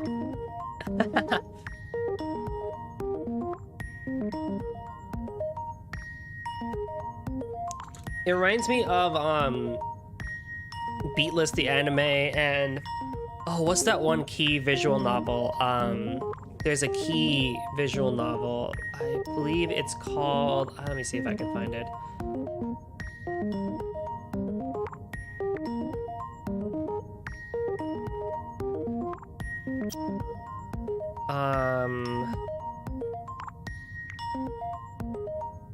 Where is it? It reminds me of that. I think it was Maki or something? Harmonia? Yeah, Harmonia. Something like that, where the main guy is also a robot as well, or something like that. Pretty good as well, actually. Yeah, that was a cool story, actually. I like that a lot. I did not expect it to go down the artificial intelligence route, but I also thought it was going to be a sequel to the story from CS2 with Edgar, because there was also an Edgar who was the news reporter with the witch and everything like that. But that did not go in that direction. So I'm glad I'm glad that was a pretty cute story, but also a very long one. I also totally again realized that the music here does not entirely match the mood of the story that I'm reading, but I kind of went with it knowing that would happen. I mainly just chose this music because I thought it'd be pretty chill and relaxing, rather than just play like Falcom music over and over and over again from different games and stuff like that. Figured we could, just mix it up a tiny bit and just listen to some cool Touhou remixes and everything the like. But without further ado, we have four more things to do, so let's get right into it. We got Kobe in the museum. Part 1, Kobe goes to the museum. Once upon a time, there was a boy named Kobe who lived in Erebonia with his parents. One day, his parents took him to the magnificent Imperial Museum, which contained the Empire's turbulent history. However, Kobe was too young to understand and thought the museum was an old, boring place with old, boring exhibits. His mother gave him a warning. There are many people inside the museum, so don't let go of my hand, okay? Kids and their families who become lost inside the museum will be devoured by demons. But Kobe didn't listen to his mother's words. Yeah, whatever, he muttered under his breath. Several minutes later, Kobe grew bored with the museum and wanted to go exploring. While his parents were distracted by an exhibit, Kobe let go of his mother's hand and wandered around the museum. He wadded through the sluggish crowd and ended up in an open room. There was a large mural on display with a winged dragon and powerful beasts. Kobe was moved by these mythical creatures, but soon felt disappointed upon realizing they couldn't possibly exist in real life. There was an old painting hanging next to the mural. It had a lot of small, sealed caskets painted in a variety of sharp, vibrant colors. Kobe stared at this painting and soon felt uneasy. One of the caskets in the painting had its lid ajar, and the paint on the casket was peeling. Kobe wasn't sure what the painting meant, but he was drawn to it nonetheless. He continued to stare at the painting until someone spoke to him from behind. You like this painting? Kobe whirled about. There was a girl slightly older than him standing there with a warm smile. The girl continued without waiting for Kobe's answer. Museums are so quiet and only have old stuff lying around, which is boring. But I really like this painting. Kobe was drawn to the girl for having the same thoughts as him. I feel the same way, and look how this casket is open here. It's like the color just popped out of it. The girl's face brightened, and she took Kobe's hand. We really get each other. I found something else cool. Want to come see it with me? Kobe's face also brightened at having a companion, and he agreed to go with her. The two walked around the museum together, exploring the different rooms and exhibits. Kobe loved what the girl showed him, and he completely forgot how bored he had been with his parents. I had been stuck in a hospital up until now, the girl admitted. I'm really glad I can explore the museum with you, she added, blushing. Thanks. I like being with you way more than with my parents, Kobe confessed. The girl looked concerned and asked him where his parents were. I left them at some exhibit, Kobe said, shrugging. I got bored with them. The girl nodded. I see. They finally finished exploring the museum. Wait, the girl said. I want to show you something super special before you go. Kobe didn't question the girl's words. She took him by the hand again. The museum crowd began thinning out, and the pair soon found themselves in an empty room. There was an ancient door before them. Kobe felt as if the door was staring ominously at him. It's past here. The door's too heavy for me to open, the girl said. But that's why you're here. You're a strong boy, aren't you? She ushered Kobe closer to the door. You can open it. Kobe placed a hand on the door's handle as the girl kept encouraging him to open the door. Part 2. Kobe encounters the unknown. Kobe tried opening the door, but it didn't budge. Huh, strange. Annoyed, he started pushing and pulling the door with all his might. Finally, the heavy door swung open with a loud groan. A cold gust howled.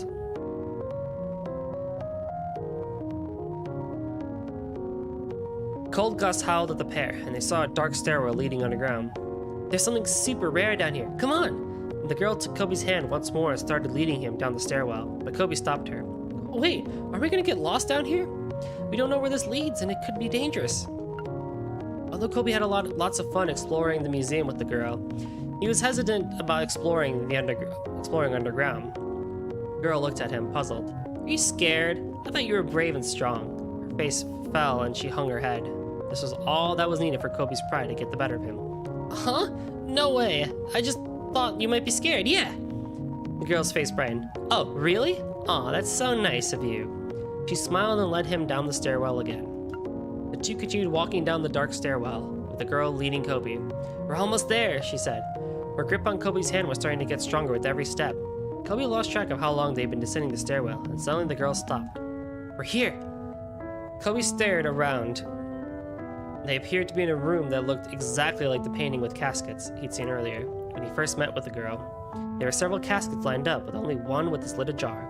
Cold air in the room filled the space with tension, but Kobe had completely forgotten about his hesitancy. He was extremely moved to see the same painting in real life. Wow, it's just like the stuff in the painting, he exclaimed joyfully, his words reverberating around the room. The girl smiled maliciously. You know, she said quietly, they call this place the Catacombs, a place where no one can hear you and no one will rescue you.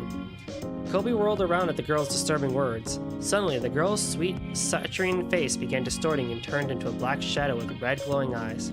Her soft hand also turned into a shadow and began crushing Kobe's hand. Ah! Kobe screamed. He desperately tried to free himself from the shadow's grip, but she was too strong, and he had started shaking with her terror at the situation. The shadow laughed with malice, traces of the girl's voice still present. There's no need to scream. Everyone's already awake thanks to you. Suddenly, the caskets began rattling, and more black shadows began to emerge from them. Kobe froze, paralyzed with pure horror, his mind blank as he stared all around him. Kobe suddenly remembered what his mother had told him. There are many people inside the museum, so don't let go of my hand, okay? Kids and their families who become lost inside the museum will be devoured by demons. Her words were coming back to haunt him. She was telling the truth. He hung his head, feeling remorseful, and the black shadows started to advance on him. If only I'd listened. I'm sorry, Mom. Kobe accepted his fate as the shadows opened their mouths and converged on him. Chapter 3. Kobe learns his lesson. Suddenly, there was a loud rumbling from deep within the catacombs. An enormous dust cloud as tall as the ceiling made its way towards Kobe. Instinctively, Kobe covered his eyes with his free hand as the small specks of sand within the cloud pelted him. The clouds soon vanished, and Kobe lowered his hand. Though his vision was obstructed by the dust, he was able to barely make out a giant silhouette in front of him. It cannot be! Shocked, the black shadow holding Kobe's hand loosened its grip. Kobe didn't waste another second. He darted out from the circle the black shadows had formed around him. A gravely voice soon stopped him. Do not move, boy. Kobe involuntarily straightened up and stopped as he had been commanded. The voice spoke once more. Gentle spirits controlled by evil. I now grant you passage back to Adios. Then beads of light surged towards Kobe and the shadows. The latter screamed in agony as the beads of light struck them, causing them to vanish. Ah! A familiar voice screamed. Kobe turned. The shadow that gripped his hand was engulfed in the light, and the girl reemerged as the screaming faded. Kobe and the girl stared at each other, silence falling between them. Finally, the girl spoke, tears streaming down her face. I'm sorry I tricked you, but I want you to know that I had fun exploring the museum with you. I was happy we were almost friends. That part was real. The beads of light bounced off the catacomb walls and shone on the pair, and the girl began to fade away in the light. Kobe rushed toward her and grabbed her hand. I believe you, he exclaimed. Because of you, I was able to enjoy the museum for the first time. I'm glad I met you. And we're already friends, right? You can't just stand here and let a friend cry. He kept pouring his heart out to the girl, but she continued to fade away. She initially looked surprised at his words, but soon gave him the same warm smile she'd given him when they first met. Thank you. You're right. I can't cry, now that we're finally friends. Kobe's face fell. He could no longer feel the girl's hand in hers. Don't worry, the girl continued, still smiling. I know we'll meet again someday. She vanished into the light, and Kobe stared at the spot where she had vanished, his vision blurred by his tears. Eventually, the light faded away, and a familiar voice bringing Kobe back. Familiar voice spoke, bringing Kobe back to his senses. It appears as if you've made a good friend. The dust cloud containing the giant silhouette cleared, and Kobe could now clearly see its identity. Dragon? Kobe said, stunned. It was indeed a magnificent dragon with brilliant wings. The dragon spoke again, its voice reverberating around the catacombs. You were very nearly consumed by evil spirits. Only those who do not listen to their parents will be led astray. Sound familiar, boy? Kobe's elation at meeting a dragon subsided as a shiver ran down his spine. Yes, he admitted, feeling guilty. Mom told me to stay close, but I didn't listen. The dragon stared at him with a piercing gaze. You do know what you did wrong, do you not, boy? Kobe nodded silently. There's a rumor that exists in this museum, the dragon continued. When children break their promises with their parents, they shall be all consumed by demons. You were attacked, boy, but what about your parents? Kobe froze in horror at the dragon's words. No, not Mom and Dad too. Please, save them, he begged. But the dragon dropped its gaze and shook its head. Your parents were genuinely worried about you, the same way you worry about them now. But you brought this upon yourself, boy. Your mistakes cannot be taken back. Kobe felt remorse for the first time in his life. He felt awful for being a nuisance to his parents and not listening to them. He fell to his knees, tears streaming down his face. The dragon stared at the crying boy for a moment. However, you can shape the future with your actions. You understand what will happen if you commit the same mistakes? Kobe wiped his face and nodded. The dragon moved closer to him. Kobe could see his reflection in the dragon's piercing eyes. He suddenly felt as if he was being sucked into the dragon's eyes, and he began to lose his balance. Make choices your friend would be proud of, he thought he heard the dragon say. Kobe came around and attempted to sit up, but he felt something wrapped around his legs. Don't move, it's too dangerous, a worried voice said. He looked around. His mother was staring at him while his father was carrying him. His eyes widened. Mom, Dad, you're okay, Kobe cried out. Where's the black shadow demon? His mother looked puzzled. What do you mean? Did you have a nightmare? She asked, concerned. Kobe looked confused. You became tired after walking around the museum with us, so your father carried you after you fell asleep, she explained. Kobe still looked confused, but soon felt relief wash over him. Tears began to stream down his face again. His parents looked concerned and couldn't understand why their son was so upset, but they comforted him regardless. Eventually, Kobe jumped off his father's back and insisted on he walk on his own. All right, but don't go running off, okay? His mother said, still worried. You just woke up. You might trip and fall. Kobe smiled. I know, but you don't need to worry about me anymore. Sometime later, Kobe visited the museum again and tried finding the door to the catacombs. He had no such luck. He then returned to the painting of the catacombs. This time, all the caskets were sealed. There were now plants sprouting under a warm light. It looks better than before, he said, smiling. Kobe would never forget about that particular day, and he made sure not to worry anyone ever again. After all, he thought, I can't do anything embarrassing if I'm going to see her again. Though his parents were stunned by his sudden maturity, they continued to love him and protect him all the same. And as Kobe grew up, he kept the dragon's words close to his heart, and he eventually became a respectable and mature adult in Erebonia. Alright. Alright.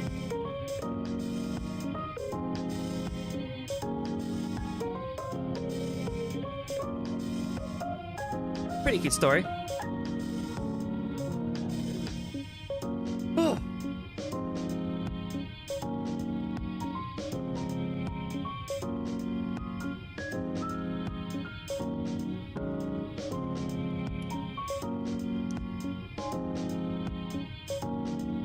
more things to read. The Immoral Hero. Part 1, Birth of a Hero. A long time ago, a boy named Mark lived with Shino, his younger brother. Mark constantly sought attention and desired to become a great swordsman to protect his hometown, so he devoted himself to sword training. Shino was very shy and looked up to Mark, following him around and imitating everything he did. As time went on, Mark indeed became a great swordsman, with strength easily surpassing all others. One day, a large monster ambushed the town, and the townsfolk asked for soldiers to protect them. And while some people fled in terror, Mark stood strong and headed toward the monster. "I'll protect my hometown," Mark cried valiantly. His sword was not fit to dispatch the monster, but he refused to give up and attacked the monster with all his might. By the time the soldiers arrived, the monster had turned tail and ran. Mark proudly stood there on the battlefield, covered in blood and gashes. Thanks to Mark's heroic efforts, not a single person was injured, and peace was bestowed upon the town once again. A mother clutching her baby thanked Mark for she lived close to where the monster had appeared. "Thank you, Mark," the mother said. "You saved me and my child. I will tell her stories of your heroics when she is older." The baby smiled at Mark. Mark would never forget her smile. Everyone in the town praised Mark's bravery and regarded him as a local town hero. Happy that his hard work was paying off, Mark devoted himself to his sword training even more. After that day, Mark always received praise and adoration from the townsfolk wherever he and Shino went. He was then given special treatment at popular establishments and received gifts from many people. Shino was awed by how many people admired his brother. "How do I become a hero?" he asked one day. "It's simple, Shino," Mark responded. "First, you get strong like me. Then, when you defeat a truly horrible monster, you'll get recognition and finally become a hero." Shino nodded at his brother's advice. "Okay, I'll work hard and become strong and be a hero too." Something had changed within Shino the day Mark became a hero.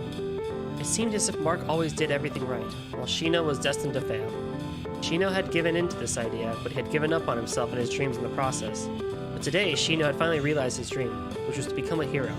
He would no longer live in his brother's shadow, but instead devote himself to becoming exactly like his brother. And from that day on, Shino studied under his brother's tutelage in order to become a hero. Mark continued his heroics in felling monsters whenever they scourged the town. With each passing day, Mark's swordsmanship grew, and eventually he was able to tear common monsters asunder without batting an eye. After battles, Mark would always wipe the blood off his sword in a stunning fashion, which gave Shino a sense of pride and the drive he needed to improve his own swordsmanship. However, all the admiration and praise Mark received finally went to his head, and he came to the conclusion that he was superior to everyone. "I'm the only one defeating monsters around here," Mark arrogantly told the townsfolk. "Giving me the same treatment as those too cowardly to face evil is an insult to my heroism." As Shino didn't know any heroes but Mark, he began to believe that what his brother said was true, and this pushed his desire to become a hero even more.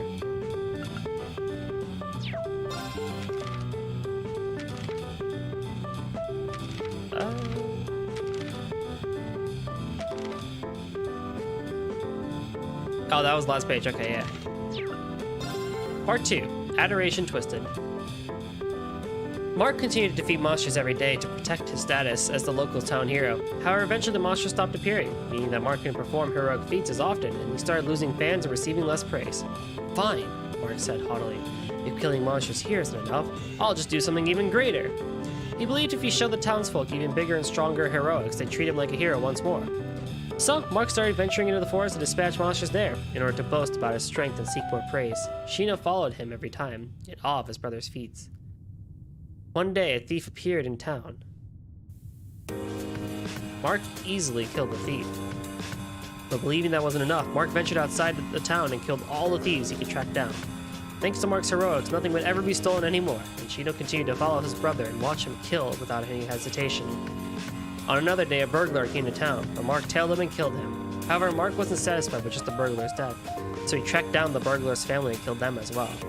While Mark was able to protect the townsfolk from crime, the town itself became known as a ruthless and barbaric community because of Mark's violent justice. And the more Mark brandished his sword, the less the townsfolk regarded him as a hero. Fearful of Mark's brutality, the townsfolk distanced themselves from the murderous swordsman.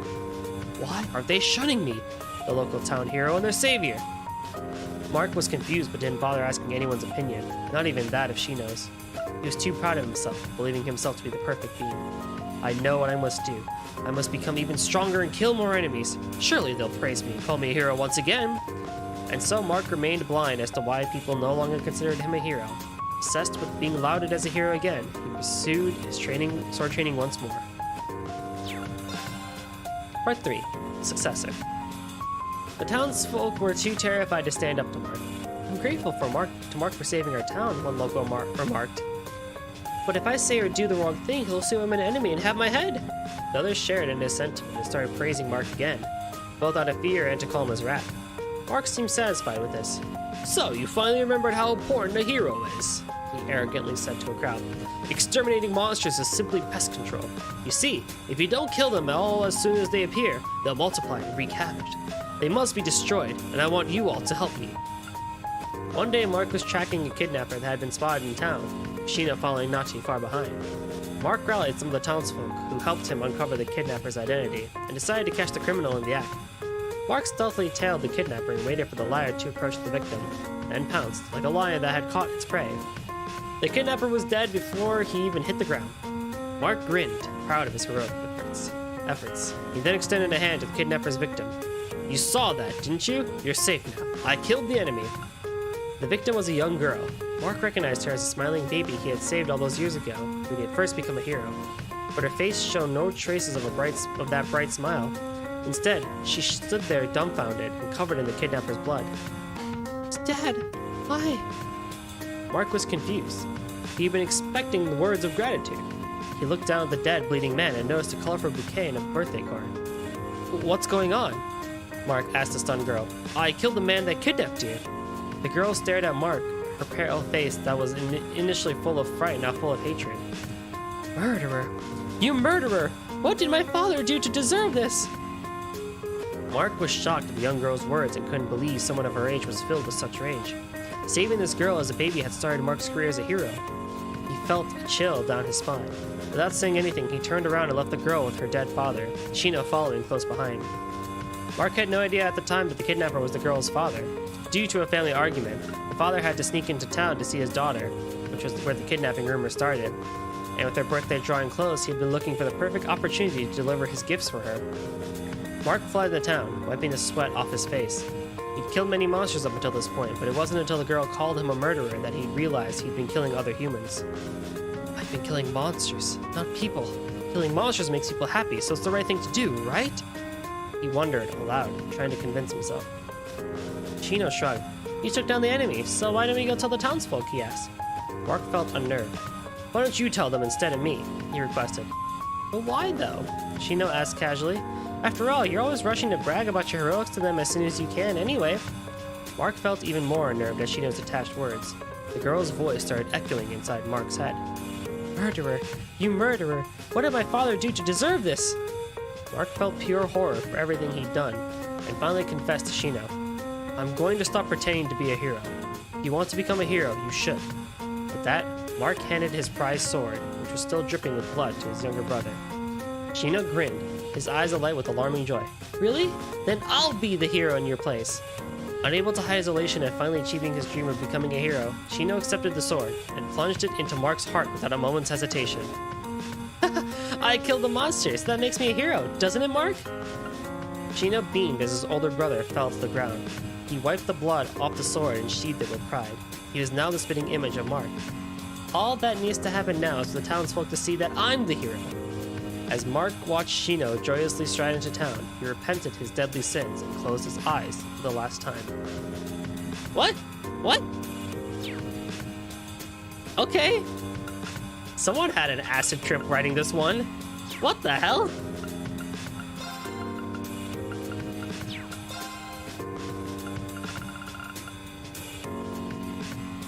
What the heck? What even was that? Alright. Time for the important book. The Black Records. The War of the Lions begins, year 947. In the year 947, Emperor Valius V passed away. His death heralded the beginning of the largest scale civil war in Erebonian history. Valius V was a ruler with a somewhat debaucherous reputation and is said to have had countless wives and concubines. To further complicate the matter of his succession, many of those wives came from prestigious noble families, all of whom began competing for power and wanted their offspring to take the throne. Within days of Valius V's death, Crown Prince Manfred, the son of his first wife, was assassinated by an unknown party. Following the death of the Crown Prince, the fourth prince and the son of the first of Emperor Valius' secondary wives, Prince Orthos, seized the capital by force. Once in control, he declared himself the new emperor and began purging all those who dared to oppose him. The coup set up a succession of counterclaims, and 3 other princes also named themselves to be the new emperor. Backed by the powerful noble families of their mothers, the competing princes ignited a bloody 5-year-long civil war, and thus the War of the Lions began. At first, the princes' armies were largely equal in terms of strength. It wasn't until Orthos, who would have later come to be known as the False Emperor, revived that being that had long been sealed under the city that the balance of power shifted. The Testarossa, the legendary Vermilion Knight now tainted by the blood of Zoro Agura, saw the light of the day once more. With its unmatched strength under his control, Orthos decimated his greatest competition in one fell swoop, and the 5th prince, Gunnar, was defeated. It seemed inevitable that the armies of the other princes would share the same fate, but it was at this pivotal point that the war took yet another surprising turn. This unexpected development came in the form of another great knight, the Palatine Knight. The famed champion was acquired by Prince Lucius, the 6th and youngest of the feuding brothers, and with its power he was able to defeat the army of the brilliant strategist and second prince Albert. Victorious and backed by the knight's power, Prince Lucius was poised to challenge Orthos. Prince Gunnar and Albert's armies, however, were not completely wiped out and decided to join forces with one another in order to oppose the other princes. It was thus the war that became one fought by 3 separate groups: Prince Orthos with the Vermilion Knight, Prince Lucius with the Palatine Knight, and Princes Gunnar and Albert, who had no knight but compensated with their sheer number.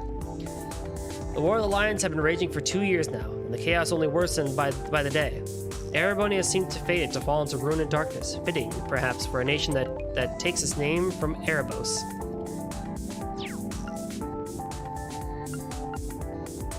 These are not chronological order.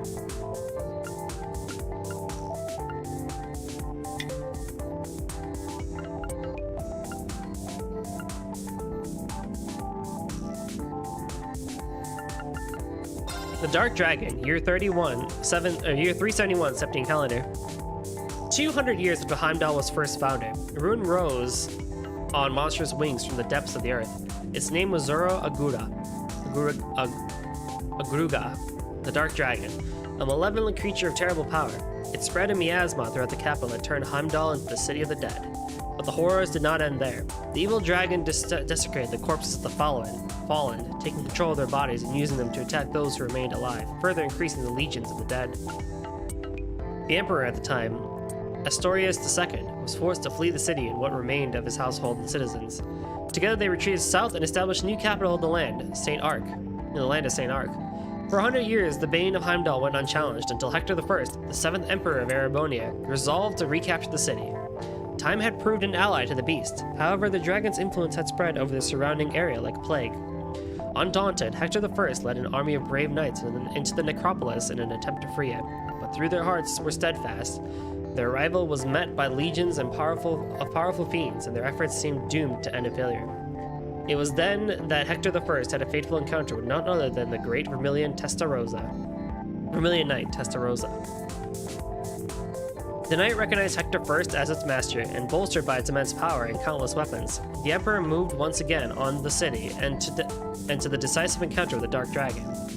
The battle shook the city to its core, and at the end, the Vermilion Knight was victorious. The scourge of Heimdall, the Dark Dragon, was defeated. However, the price of victory was too steep. The corrupted blood that flowed from the dragon claimed Hector's life and defiled even the knight itself, placing a curse upon him. The noble Testarossa became the Crimson Calamity, a demon with 1,000 weapons that only reacts to the blood of the Arnor family, a destructive force on par with the Dark Dragon that, should control of it ever be lost, would threaten the world and all who ever live in it. It was sealed deep underground, never intended again to see the light of day. Meanwhile, a new city rose from the ashes of the old, and people once again began to gather in Heimdall. And that was when the Vermilion capital that endures to this day was first built. Drykos takes up arms, year 949. A young man lazed on a grassy plain, enjoying a nap in the peaceful setting. Before long, however, his rest was interrupted by the arrival of a second young man on horseback. The youth wore the trappings of a knight, and his expression was deathly serious. His armor bore many rents and scratches, and his left arm was bound in a bloody bandage. The first young man had not seen him in several years, but a cheerful reunion did not seem to be his purpose. "You were right after all," the second man said gravely. "At this rate, the Empire's days are numbered." At this, the first young man rose from the grass. He was none other than the third prince of the Erebonian Empire, Prince Drykos. As a man with no claim to the throne due to his commoner mother, and shunned by the other highborn princes, Drykos had long since left Erebonia behind, wandering from place to place and whiling away his days. 3 years prior, he had reached the land of Nord, where he had remained ever since.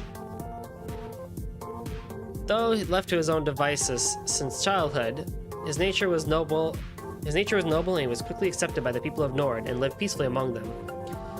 But while he had left his homeland, he had not truly abandoned it in his heart. During his wanderings, his mother had passed away, but while she lived, she had told him something that would remain with him for the rest of his days.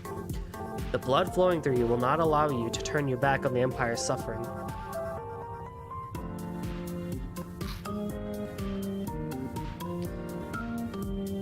Prince Drykos had turned those words over in his head again and again. What could a powerless vagrant like himself truly hope to do? The knight's arrival, however, signified two things. The war continued to worsen, and that Erebonia was on a certain path to ruination. His mother was probably correct. Hearing the knight's words, he decided that enough was enough. He could ignore the pain of his countrymen no longer. That knight, incidentally, was called Roland. He was a childhood friend of Drykos and his confidant and confidant. He was also the man who Drykos had left in charge of things in his place before leaving the country. Prince Drykos set about preparing to depart, but before he could finish, he was met by several of the tall knights of Nord. With cross-shaped spears in hand, they too were close friends of Drykos. Then they volunteered to accompany him and Roland, fearing that the two men alone would not stand a chance. The next morning, the prince departed the village, a mere 17 men under his command. They bade farewell to the people of the settlement, and its elder wished them well. May the winds and the goddess be with you, he blessed them. Fortune favor you all.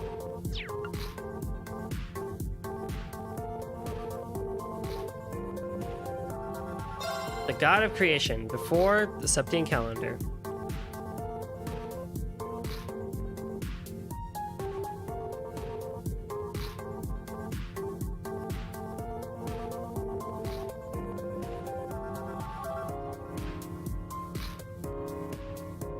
In the beginning, there were two great gods. One boasted unrivaled courage, the other unparalleled fortitude. They descended from the heavens with their kin, and it was upon the dark land below they first met. Calamity. Their opposing natures incompatible, the two were drawn irresistibly into battle, and thus began a struggle that shook heaven and earth. The goddess and the spirits' laments were for naught. As the land quaked, the skies were torn asunder, and the gods' kin could only tremble in fear. After what seemed like an eternity, their clash came to an end. But it was an end of mutual defeat. Their power spent, their empty shells of the two celestial titans were flung into the furthest reaches of the dark land. All that remained in their wake were terrible, their kin, and the great power. The war comes to an end in 1952. Near 952. Prince Drykos' opponents were the armies of the 4th Prince Orthos and his Vermilion Knight, 6th Prince Lucius with his Palatine Knight, and the combined forces of the remaining princes, Gunnar and Albert, who had a legion of magical golems under their control. Yet it was he, the illegitimate son of a commoner and late comer to the war, who emerged triumphant. His victory did not come without losses, however. During his return to Erebonia, Roland fell in battle. Not long after that, however, he met a woman who would change his destiny forever. That woman was none other than the daughter of Count Sandlot, who hailed from the lakeside town of Legrand. Her charismatic personality and peerless skills with the lance earned her the leadership of a band of knights, known as the Eisenritter, the moniker Lance Maiden. Her name was Leanne Sandlot. Prince Drykos and Leanne Sandlot may have come from wildly different backgrounds, but the concern for the innocent victims of the war united them in purpose to bring an end to bloodshed, and it was those shared feelings that made them join forces. The two of them, along with the warriors of Nord, the Eisenritter, and all of the peoples of the nation whose hearts they moved, liberated one town after another, and were eventually successful in persuading even Prince Lucius, owner of the Palatine Knight, to fight for their cause. At the same time, however, the false emperor schemed to elevate the cursed Vermilion Knight to even greater power, to godhood, and thus the Vermilion Apocalypse was created. The demonic god emerged in Heimdall alongside a monstrous castle and vanquished the approaching armies of Albert and Gunnar in a single battle. Their end was anything but conventional, however. They were simply erased from existence. Even the Palatine Knight could not contend with such a foe and was felled, and as it decimated all those who challenged the false emperor, countless crimson-speared veins spread out from the castle, stealing the very life from the capital citizens, as well as those in the surrounding area. Defeat seemed all but inevitable for Prince Strykel, the Lance Maiden, and their followers, but they refused to give up. Following the guidance of a kindly witch, they were led to a new Great Knight which slumbered on the outskirts of Heimdall. After overcoming a trial, they were able to claim the Ashen Knight and his power. With it in hand, along the many supporters in the army of Prince Lucius, they marched on the capital for the final time, eventually making their way to the castle at its center.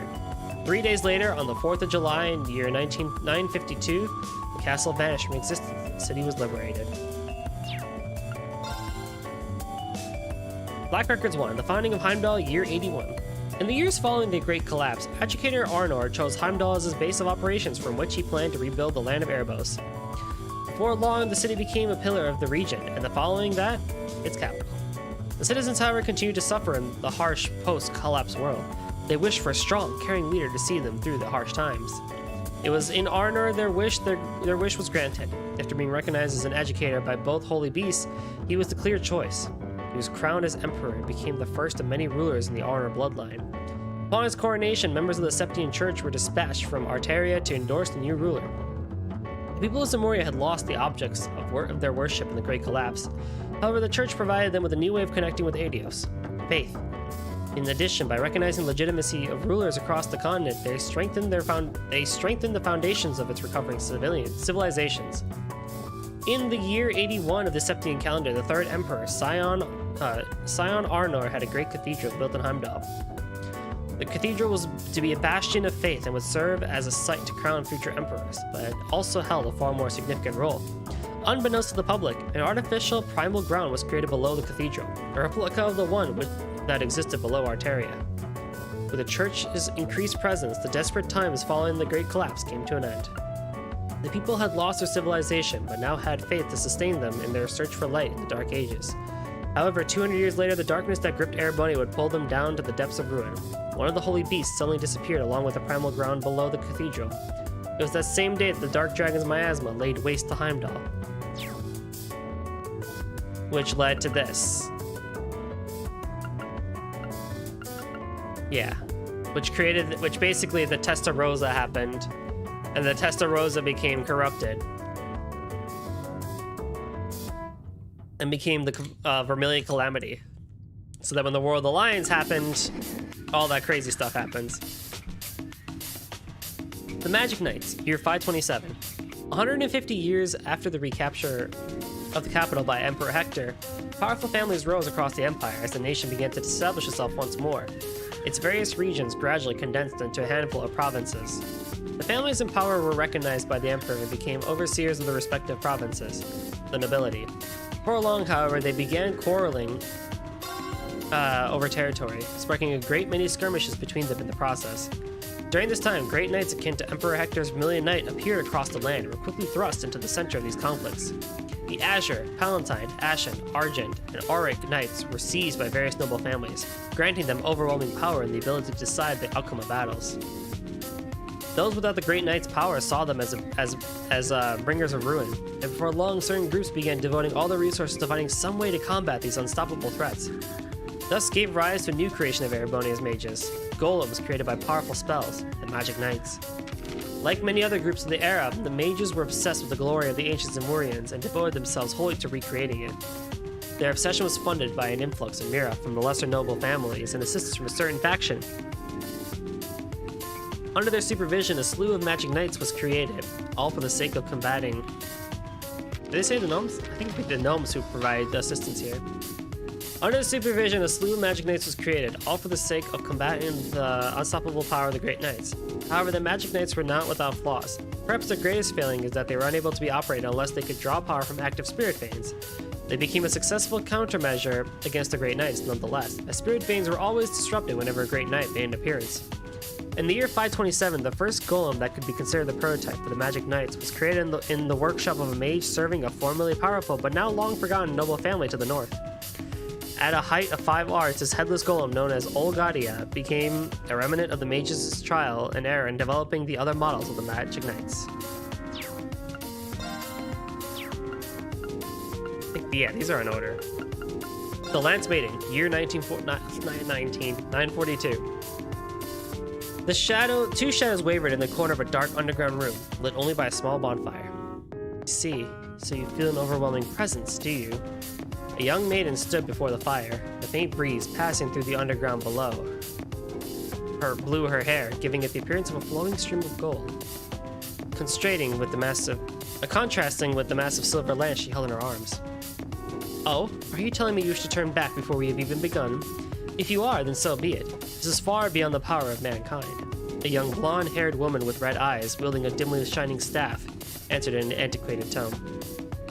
The maiden shook her head and urged the woman to open the door before her. It bore the crest of a cross, surrounded by spirals. The maiden's name was Leanne Sandlot, the daughter of the Count of the Lohengrin Castle in Legram. However, she would be remembered by history as the Lance Maiden. Raised in Legram, known for its masterful teachings of warfare, she displayed skill in the art of battle far surpassing her age. At the young age of 15, she was already a match for the Castle Knights. Said to have godlike mastery of a lance on horseback, it wasn't long before she completely surpassed the other knights in competitions, amassing a veritable mountain of laurels and awards. The country was amazed by this young girl's incredible talent. The tale of the maiden who was stronger than the knights protecting her spread, and people began to flock to her. At age 16, she began hearing a voice in her head. The voice was an astute yet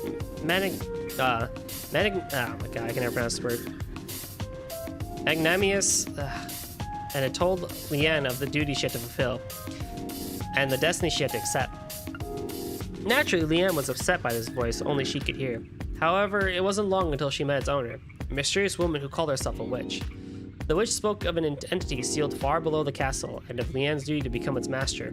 Its presence was overwhelming, and once claimed it would bring its wielder great power. Yet it also had the potential to cause great devastation. After much consideration, Leanne made the decision to undergo its trial. It was her way of trying to bring an end to the Empire's conflicts. In addition, as long as she held this power for her own, the noble families would never be able to abuse it. The witch was surprised by Leanne's answer, but recognized her determination and spirit by offering to help her. Thus, the door opened, and the Lance Maiden and the witch proceeded into the trial. 5 years later, the demise of the Emperor would lead to the beginning of the largest-scale civil war history had ever seen, the War of the Lions. The Lionheart Emperor, year 994.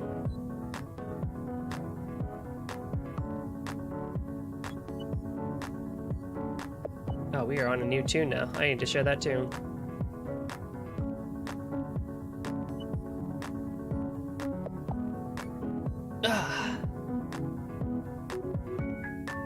Forgive me. You may leave now. Yes, sir. Please call me for me if anything happens. The head butler, now in his later years, bowed before leaving. The other man sighed deeply as he lied down on the bed. He was elderly and sick. His well-trained body was as sturdy as a fortress still, and very few would ever doubt the condition of his health. However, he was clearly aging, weakening, and felt his end looming over the horizon. The Lionheart Emperor, otherwise known as Drykos Rhysei Arnor. He was the 73rd emperor, and nearing the age of 70. After the ending the 5-year-long civil war known as the War of the Lions, Drykos had been working tirelessly for 40 years. Although he was enthroned the year the war ended, he had lost his Nordic friends and parted with the witch. He and his vassals worked hard to restore the empire. I have no regrets. No need to worry about the children either. The Empress had also urged him to give up thoughts on the past. She was the daughter of a marquis who was assassinated during the Civil War, and although she was much younger than he, they fell deeply in love, and she bore him 2 sons and 2 daughters. Although she passed several years earlier, the children remained healthy and would shoulder the burden of the reconstructed empire's future. Next generation is being raised well. In the first half of the war, his best friend Roland Vander gave his life to protect him, and now Arnor raised his son. The son was already in his 40s now, and he flourished as a martial arts master while serving as a military officer. Then, there was Thor's Military Academy. He established the academy 20 years prior. It was a place for the best and brightest, accepting students from various backgrounds. You'd be surprised. He smiled, thinking of his good friend that had fallen into a deep slumber at the end of the Civil War. The academy had been constructed at the place they'd first met, where his friend now rested once more. These long years weren't for nothing, then. As long as I can endure that thing until Adios comes for me, that is. He cast his gaze at the corner of the room. There waited the nameless darkness. Today I came to speak to him, begging pathetically, threatening it with intimidation, subtly tempting. He knew what it was, ever since that day 40 years ago when he took the throne. I suppose I should be happy my children and their descendants won't suffer the same curse. If he was not a man with the heart of a lion, he would certainly have been broken by his daily torment long ago. On this day, however, he had a second visitor. Dreichels? An incredibly harmonious voice called out his name, bringing with it a wave of nostalgia. He looked up to see a woman with hair like flowing gold standing at his side. The Salt Pail, year 1178. On July 1st, 1178, at 5:45 a.m., a great catastrophe struck Northumbria, then a principality in northern Zemuria. A giant white pillar suddenly appeared on the outskirts of its capital, Haliask. The pillar was composed not of snow nor ice, but salt. As such, it was named the Salt Pail. A storm of salt spread outward from it, salinifying everything it touched. Despite only lasting a few days, its effects were felt for months afterwards, as citizens fled south seeking refuge. In the immediate aftermath of the catastrophe, the number of victims equaled about 1/8 of the country's population. That number rose to nearly a third of the population with the inclusion of victims in the days that followed. After the incident, the Septine Church led evacuation procedures, provided aid, and employed hundreds from the Bracer Guild to help.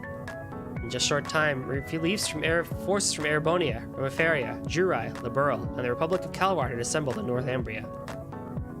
Meanwhile, the country's leader, Prince Balmund, who had fled to a neighboring country at the start of the catastrophe, had returned to rebuild the government. However, he was met with violence from the enraged citizens for leaving them behind in their hour of need. In the end, he was removed forcibly from power, and Northumbria became a democracy. The remnants of its former armed forces were formed as the Northern Jaegers. Erebonia, their neighbor to the south, had contradictory views on the new autonomous state. On one hand, it refused to recognize the legitimacy of the new democratic government. On the other, it eagerly welcomed the Northern Jaegers. Northumbria's extreme poverty and focus on bringing in foreign currency meant that the former soldiers were easily manipulated by the promise of imperial coin. The Jaeger Corps went around the empire, hiring themselves out to the nobility and newly developing businesses who were fighting over septium and natural resources. They turned out to be the perfect pawns for Erebonia to use in its proxy wars and internal struggles. Despite this, the massive amounts of mira that flowed from the empire helped save Northumbria from its dire straits. 27 years after the catastrophe of the Salt Pail, the empire annexed Northumbria as reparations for the Northern Jaegers' actions in the Erebonian Civil War. As before, Erebonia's vast resources ended up lifting the former independent state out of its chronic poverty. Shortly after the disaster, the Septine Church restricted access to the northern half of the country. After the annexation, however, the Imperial Army's Intelligence Division began investigating the Pale, which had since been classified as an otherworldly singularity. One of the Intelligence Division's collaborators has been able to confirm that members of the Church's Dominion retrieved the Salt Pail and brought it back to Arteria. It's rumored, however, that a piece of the Pale still remains on site in Northumbria. The Yoruba Shutdown Phenomenon, year 1203. Septian 1203 February, the southern reaches of the Sutherland province. All orbital power came to a sudden stop in the area around the Parm and Titus Gate. It had been a relatively mild winter, but without lights, communications, or heaters, the people of Parm found themselves subjected to cold and darkness for an entire week. Sutherland's provincial army was called in to provide aid. After a short investigation, the source of that outage was determined to be a city-sized airship that appeared over Valeria Lake in Liberal, the neighboring kingdom to the south. The floating structure had a height of 5,000 and a length of 3,000 arch. The ancient Zemurian structure drew in nearly all orbital energy from the entirety of Liberal into itself. Thus, the southern reaches of Erebonia were affected as well. 3 days after the incident began, the Imperial Army's 3rd Armored Division moved with surprising speed from Dreknor Fortress to Parm, and then on to Titus Gate, giving support to those affected along the way. Though the Army's orbital tanks ceased to function near the Empire's southern border, they also had a large number of steam-powered tanks available. Using the combustion-driven models allowed them to get around without relying on orbital energy. Even the cannons themselves used gunpowder ammunition. Though it wasn't ideal, it was enough to allow them to respond to the situation. The leader of the 3rd Armored Division was Lieutenant General Zex Vander, a member of the family tasked with guarding the Imperial family, and a moderate in the army led mostly by warhawks. He felt conflicted as he led his division south into Liberian territory. The government's stated reason for his current orders were to protect the citizens during the power outage and assist Liberal during the current crisis. The strange part was that the steam-powered tanks, which were vastly inferior to the orbital-powered models, had been commissioned by the Imperial government and provided the army only a month before the incident. Though the 3rd Armored Division was the first to make it to the border, a number of other divisions were on their way. In the end, the military intervention was stopped thanks to Prince Oliver de Erebonius, the Imperial family, and Brigadier General Cassius Bright of the Liberian army. With the arrival of Liberal's functioning airship, the Arce, as proof they could handle the situation, without Erebonius' assistance, they were given the time they needed to restore the power to the region. As orbital energy returned to the southern reaches of the Empire, so did relative peace between the two nations. To certain individuals, however, it was clear that the Faceless, the Anguis of Ouroboros responsible for engineering the incident, had connections to Erebonius' intelligence division. The small autonomous weapons the Faceless utilized during this period of time would later become known as combat shells. And finally, Twilight begins, year 1206. Between flame and earth, the wavering darkness begins to spin the tale of the end. First, the conflict of the great gods of the second pillar. Second, the fusion of earth and flame and the completion of the 7 vessels. Third, the beginning of the 1,000-year city and the acceptance of Graal. Fourth, the disappearance of the Holy Beast and the catastrophe of the Whispering Dragons. Fifth, the recapture of the capital and the Vermilion Curse. Sixth, the Lion's War and the sacrifice of the Holy Maiden. Seventh, the appearance of the giant pillar in the north and the unwanted child. Eighth, the sacrifice of the village and the 100 Days campaign. Ninth, the great blue tree to the east and the appearance of the cursed castle. Thus, the 1,000-year-old wish was fulfilled. When the sacrifice is made and the ancient blood flows, the path to the Graal of Erebos shall open. When the tainted holy beast is pierced by the blade of the world's end, and its blood fills the Graal, the great twilight shall fall upon the land. And thus ends the Black Records. I think probably what I find the most impressive about Cold Steel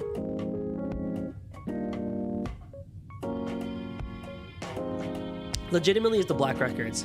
They are so impressively well written for background lore, regardless of like how it ends up being in the game. It's really well written and really just like, I gotta really commend Falcom where it's due, because like it's so cool. It's like something right out of like a D&D or old Final Fantasy plot, and you can't help just but like visualize in your head of just like the War of the Lions, the Great Dragon, and Hector and everything like that. Like everything just feels so cool about that. Alright, let's read these last 2 books and then we can talk a little bit, even though I've been talking this entire time. Northern War. Outbreak. On November 3rd, 1205, a pitch-black shadow burst through the Depnir Gate on the southwestern border of the state of Northumbria. It was a special black Hector model of a Panzer Soldat, the personal machine of Brigadier General Wallace Mardius of Sutherland's provincial army. Its giant crosssphere scattered the Northern Jaegers and the autonomous weapons known as the Archaisms they had guarding the gate, and a golden Panzer Soldat leading a 100-strong battalion from the Empire of Erebonia entered the country. The one piloting the golden machine was none other than the commander of Lemaire's provincial army, Aurelia Le Guin, the Golden Rakshasa. That day, the remnants of the Noble Alliance's forces invaded Northumbria under her and Brigadier General Bardius' command. It was with this show of force that their campaign began, and the same force would see it conclude in a matter of days. The battles that ensued would later become known as the Northern War. Background. The seeds of conflict were planted during the Empire's Civil War the year prior. A Jaeger Corps based out of Northumbria, known as the Northern Jaegers, was hired by the Noble Alliance to fight the Imperial Army in Kreutzen. During this time, they took part in an attack on the market town Celtic, under orders of Duke Helmut Alberea of the Four Great Houses, burning Celtic to the ground in the process. After the war, the Duke was tried for his actions, but as the Jaegers were the ones who set the fires, they were deemed to be at fault for the destruction wrought on the town. Thus, in June of the following year, the Empire made a claim for reparations to the Jaegers' homeland in Northumbria. Though the state and the Jaeger Corps were two sides of the same coin, the Northumbrian Diet argued they were not, in fact, affiliated. The Diet condemned the burning of Celtic as inhumane, but had no possible way of paying the sums requested, due largely to the chronic financial troubles that had plagued the state ever since the Northumbrian disaster in 1178. As the Diet debated over how to proceed in the face of mounting pressure from the Empire, the Northern Jaegers suddenly staged a coup. in the coup, quickly occupying the Parliament building. They were assisted by a large number of aforementioned archaisms supplied to them by the same international criminal organization that acted behind the scenes during the Imperial Civil War, Ouroboros. On July 5, 1205, the Northumbrian government, still under occupation by the Northern Jaegers, issued a formal refusal to pay reparations to Erebonia. The Imperial government took the situation seriously and attempted negotiations through a number of different channels, but ultimately failed to make any headway.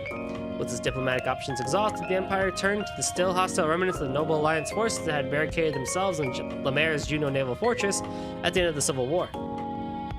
Seeing an opportunity to solve two problems at once, the Imperial government made an offer to the barricaded troops: invade and conquer Northumbria in exchange for amnesty for their part in the war. Le Guin and Bardius accepted the offer, vacating the naval fortress at the end of August. After 2 months of planning in tandem with the Intelligence Division and the Railway Military Police, the invasion was ready. Campaign. After breaking through the defenses at the Drepnir Gate, the Empire's combined provincial armies marched to Northumbria's capital of Haliask, suppressing the Northern Jaegers' bases in small towns such as Kilba and Lively along the way. In just 3 days, they had reached their destination. There, they found the Northern Jaegers had deployed large archaisms across the entire city, even going so far as to release them into the streets, essentially taking the civilians hostage in a last-ditch effort to stop the Empire's advance. General Le Guin surrounded the city and was tasked with negotiating on behalf of the Empire. She gave the Jaegers a week to surrender before she would begin her assault on the city. In response to the rising tensions, the Bracer Guild headquarters in Lemon dispatched a large number of high-ranking bracers to the city in an attempt to mediate and help the civilians trapped there. Meanwhile, the Imperial government called upon the Ashen Chevalier, Reen Schwarzer and his Divine Knight, to deploy to Haliask in order to neutralize the archaisms. However, time was short and General Le Guin's deadline was fast approaching. Conclusion. On November 12th, the Ashen Chevalier, a number of high-ranking bracers, and elite members of the Railway and Military Police infiltrated the city in a concerted effort to neutralize the archaisms and Jaegers patrolling the streets and get the trapped civilians to safety. They were successful in evacuating the civilians and destroying a large number of the archaisms, but before they knew it, the week General Le Guin had given the Jaegers was up. On the morning of November 13th, the battalion of Panzer Soldnas that had encircled Haliask began their advance. Led by Commissioners Le Guin and Bardias, they pulverized the city's outer defenses, drove back the Jaegers, and made their way into the city proper. By noon of the same day, they had seized control of the Parliament building. Thanks to the efforts of the Ashen Chevalier, the Bracers, and the RMP, civilian casualties were extremely low. Further, due to the sheer overwhelming power of the general's advance, many Jaegers chose to flee over holding their ground, resulting in surprisingly few casualties among their number as well.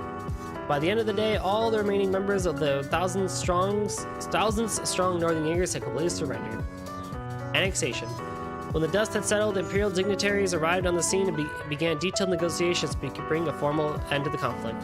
Because Northumbria's economy had been dependent on funds brought in by the Northern Jaegers, the state had no way to rebuild itself without them, much less pay the reparations demanded by the Empire. In the face of objections from both the Bracer Guild and the Septian Church, concerns voiced by neighboring countries, and an outright denouncement from Calvard, the Empire announced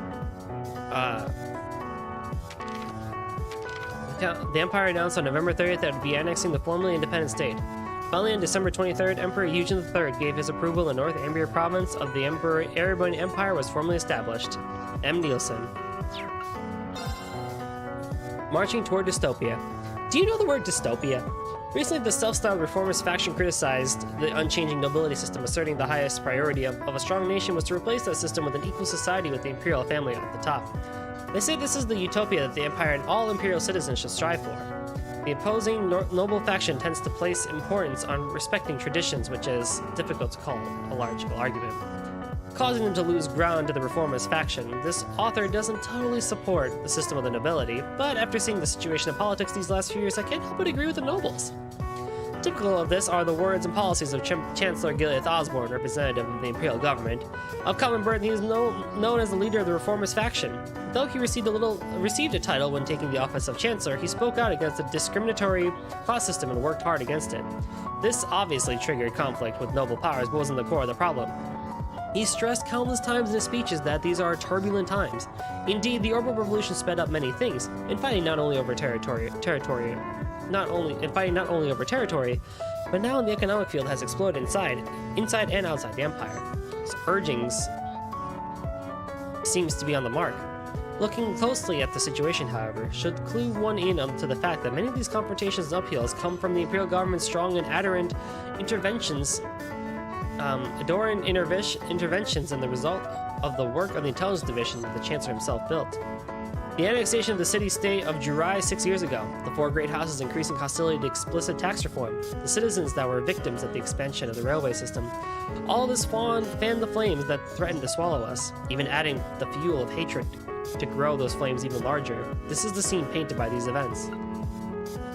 If so, then what waits on the other side is not a utopia, but a time of tumult, a dystopia where offerings are made to monsters, a world where morals have fallen away, ruled by war. If a wildfire like that swallowed the empire or the entire continent, I don't mind if you laugh this off as an absurd delusion or if this is considered slanderous.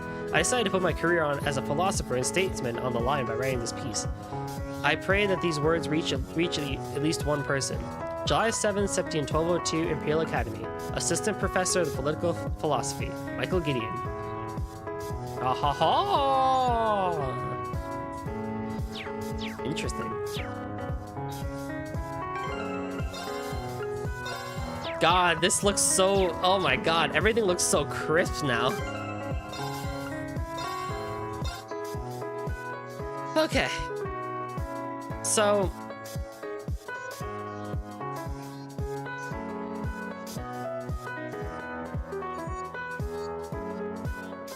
that took a long time. So I hope everyone enjoyed that little thing.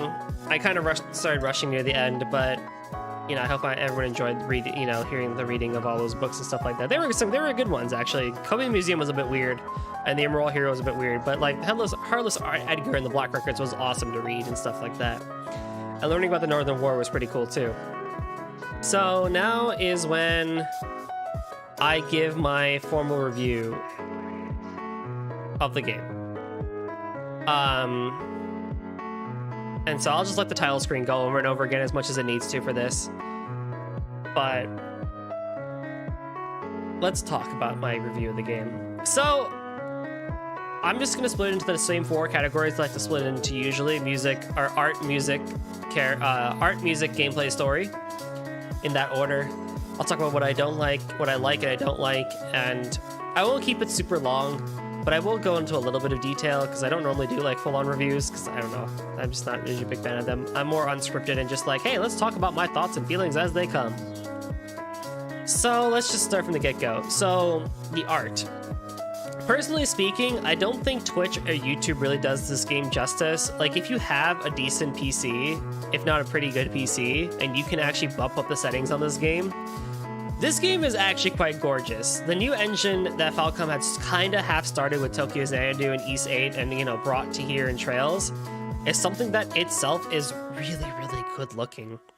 Arts look really good. The menu looks really good. Some of the text looks a little bit odd, like, you know, when you're looking at enemies, enemy information and stuff like that. But overall, I think the UI itself has had a major improvement in terms of text and visuals. I like the blue that they went with. I like that the calendar actually went blue instead of blinding white and stuff like that. And overall, I think they did a really good job with showing off locations.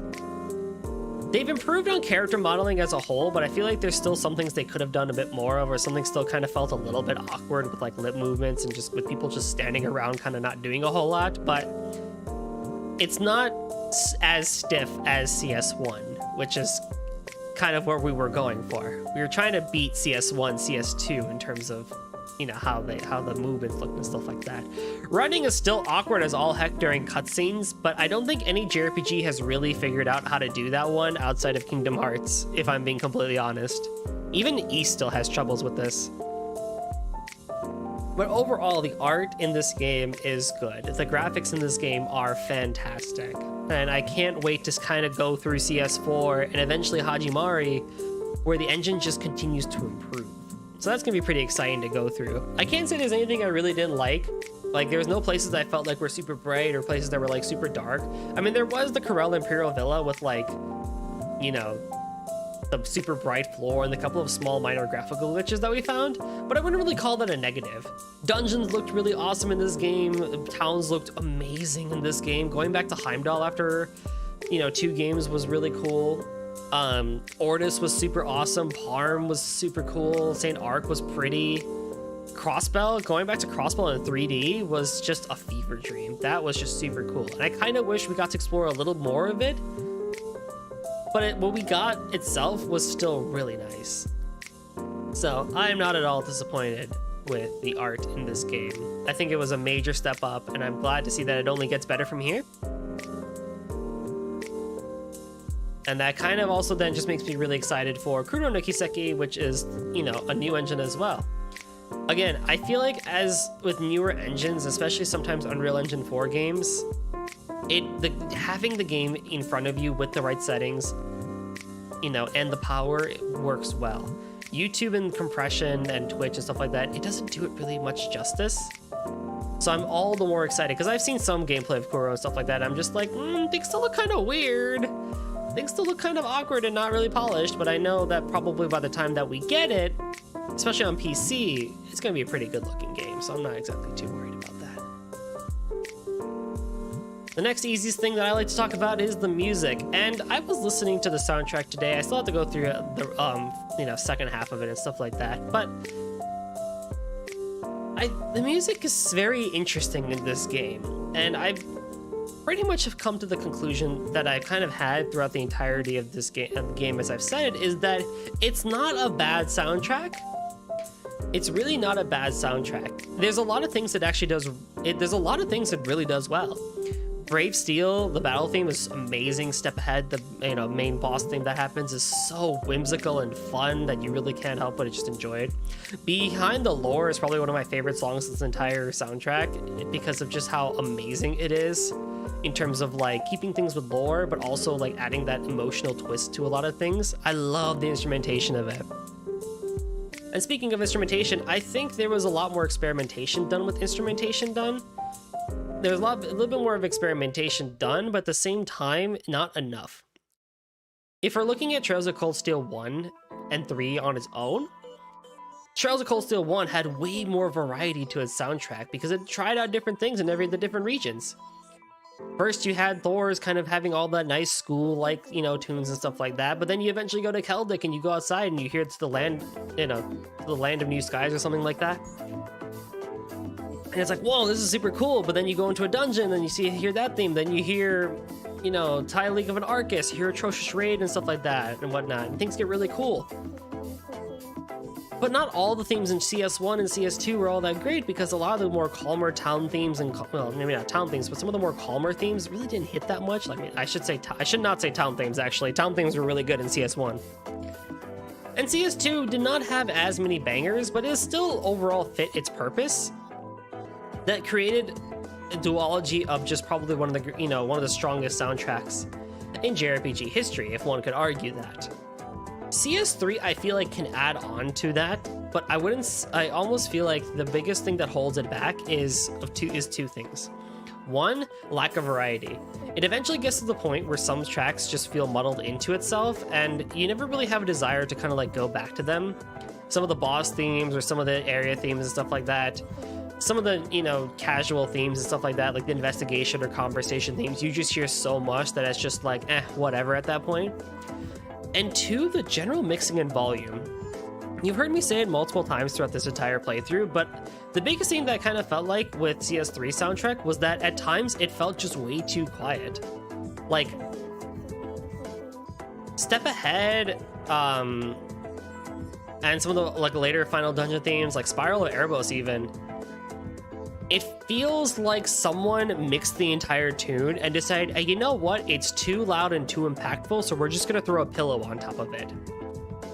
We're going to dampen the sound, we're going to muffle it, we're going to lower the entire decibel thing by like 5 or 6 decibels and like really kind of almost miss out on a lot of those lows and on those lows. So what you're left with is just pure mids and not piercing highs, but not enough lows or like oomph like really hit you. Like go back and listen to Ty League of an Arcus and then go listen to Step Ahead.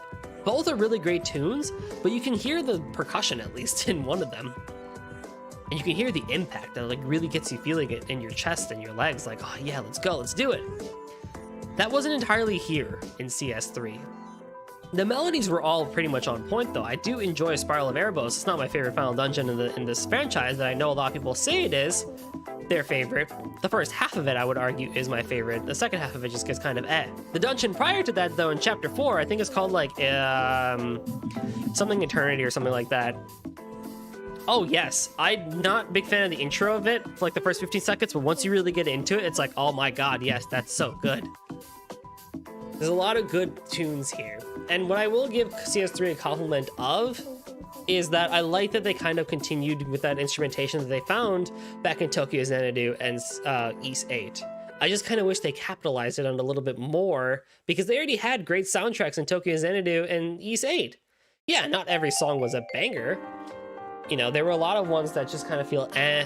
That's just kind of like, okay, well, JDK band, you could have done better here. Or hey, Sound Team JDK, not your greatest hit. You know, come on now. You know, we've done better than this sort of thing. But again, that's all subjective. So it's like, I kind of wish they capitalized on what they had with their instrumentation more and kind of took more risks with their mixing. I feel like if they just had kept everything at the same volume, and that kind of hurt it in regards. So overall, pretty good, but not amazing. They did not top CS1, CS2 combined, or even just CS1 on its own. CS2, I don't know. I mean, I feel like maybe it does, but maybe it doesn't. It's kind of hard to say. But CS2 also did give us EOV, Blue Destination, To a Glimmering Tomorrow, and stuff like that. So, a Reverie Corridor. So, I mean, you know, it's kind of hard to say which one has the better soundtrack at the end.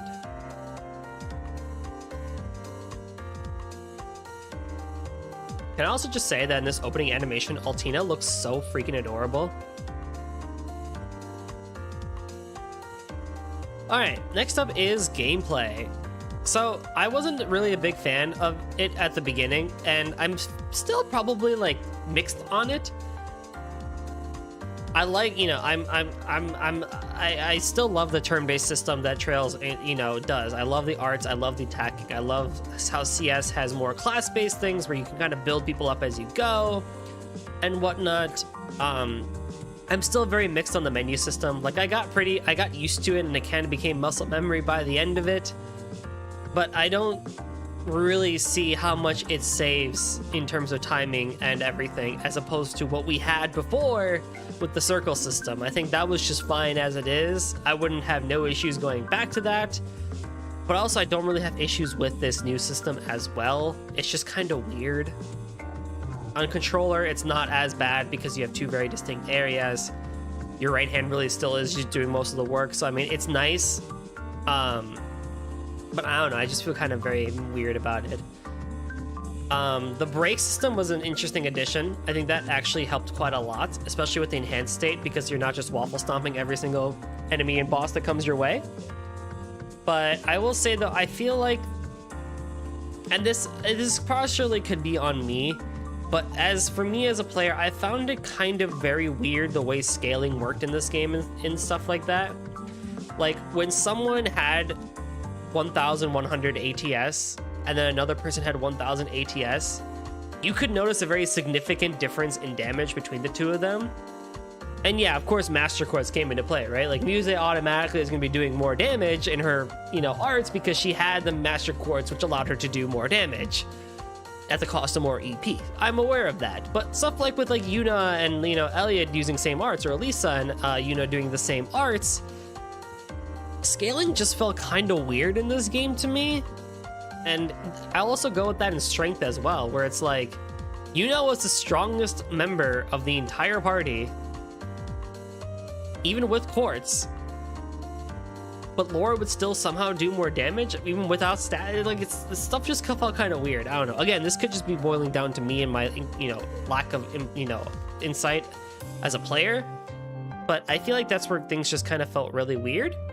But overall, I mean, the gameplay of this game, continuing on from CS1, CS2, still really nice. I enjoy the Orbman system in this game. I do still miss Sepith lines, but I don't dislike this. It forces you to think more, forces you to create more classes, and having more people around was pretty cool. It was cool. It was nice when we had to do that dungeon in Chapter 4 and have to, you know, create 3 teams and stuff like that. That was pretty cool and whatnot. I do think, though, that there were some, I do think that dungeon though, like, I don't know, like I understand from lore perspective and in game perspective, but I feel like there could have been a little bit more openness with using teams and using people. Like, I still do wish Class 7 was put into more stuff. New Class 7 was put into more stuff because they are shown as being prominent while also not being prominent. So if they're shown being prominent, then they should be put into more stuff. But I'll get into that more into when I talk about the characters and the story. But I kind of wish we'd use them more. Like in the final dungeon, I understand the reasons why they did what they did, and I'm not opposing it whatsoever in terms of the story. At the same time, though, I really, really, really wish I could have had Ash and Altina in my final fight, given that I had worked so hard for the entire game to build them up. So it would be nice to actually have them in my party. And speaking of, I also wish from a gameplay perspective, Falcom had just put Muse and Ash in New Class 7 from the beginning.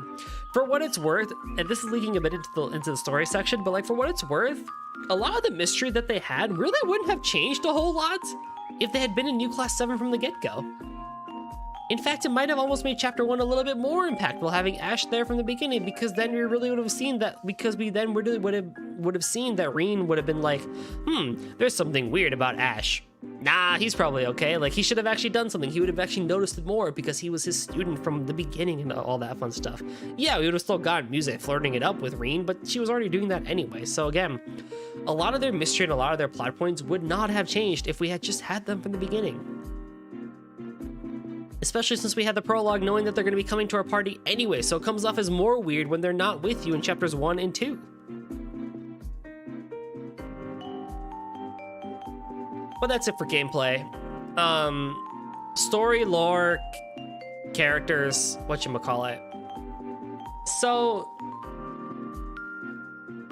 I actually thoroughly enjoyed this game in terms of the story and stuff like that. I have some very noticeable dislikes, but here's what I did enjoy. I thoroughly enjoyed going back to the CS1 formula of having a New Class 7, going through the field studies, and learning more about places that we had not gone to before, but also continuing to learn about the politics that plagued the country, especially post-Civil War. I really enjoyed that. I really enjoyed New Class 7. I enjoyed seeing Old Class 7 in their roles doing what they were doing post-graduation and stuff like that. That was really cool. And I enjoyed New Class 7 as a whole in terms of their characterization. For the most part, 3 out of the 5 of them are probably really good. One of them is okay, and one of them is just not great. Let's go in order for them. I want to give New Class 7 a good amount of time of review. So the 3 that I really enjoy the most are Yuna, Altina, and Ash. The one that's meh is Kurt, and the one that is bleh is Muse, from a character perspective. So Yuna, I get what she was going for in the beginning, but after chapter 2, having her get that kind of like chapter to herself and stuff like that,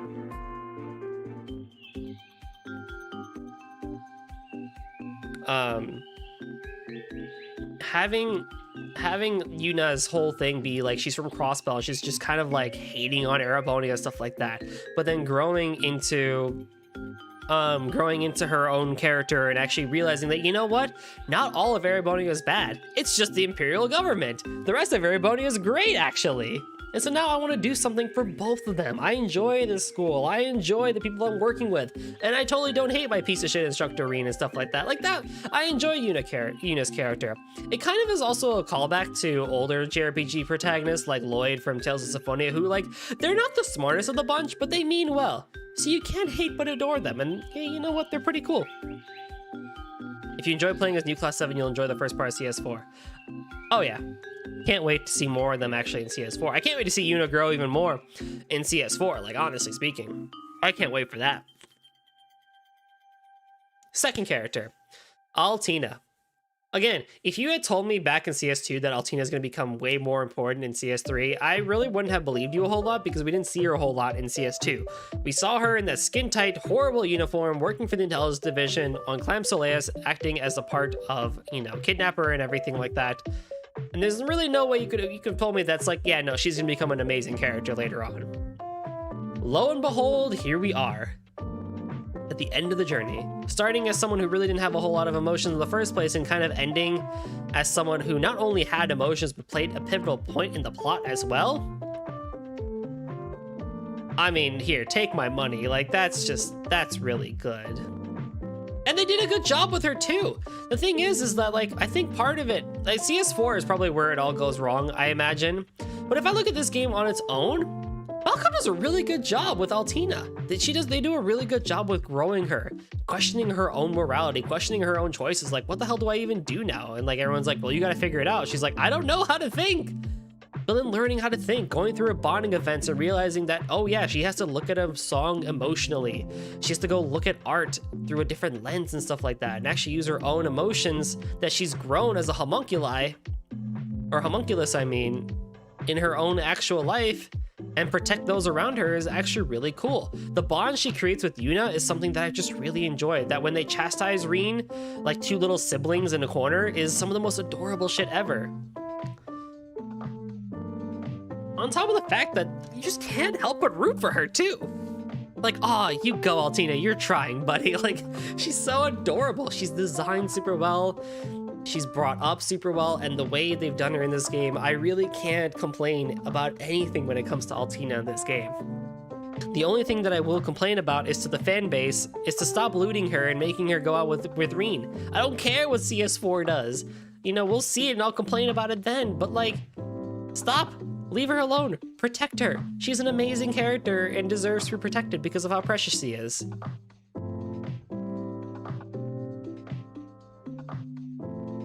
Word vomit aside, next up is Ashe, who I really, again, did not expect to like as much as I did by the end of it. Because I just kind of, in the beginning, was just like, oh, he's just gonna be one of those edgy guys who hates Instructor Rean for some party favorite reason, blah, blah, blah, and he's just gonna be like Berserker dude and blah, blah, blah. No, dude's actually pretty freaking cool. His dialogue is the perfect foil to Yuna, Kurt, Altina. It's the perfect foil to Instructor Rean, but at the same time, there is actually a good heart of gold under there where he's not trying to be an asshole. He's not trying to do things for evil. Like, he's not going to join Ouroboros. He's not going to join the Imperial Army. He's not going to join the Brazers. He's like, fuck, I'll do whatever I want to do. There is something good under there, but he was just put into the unfortunate case of the curse, which is something I'll complain about later. But, you know, notwithstanding, if you ignore the fact of his actions, he's still a pretty good guy. And if you bring back his actions, I'm kind of with New Class 7 as well. You can't really hate him for the fact of what he did, actually. That wasn't really his choice. He didn't really want to do what he did. He almost seemed hesitant to do what he wanted to do, but he just kind of had to because the whole shit was making him go crazy. But as a character, yeah, you know what? Pretty cool dude. That's kind of how you should do angry, edgy people like that. It reminds me of Hawk from East 9, who's done it a very similar way.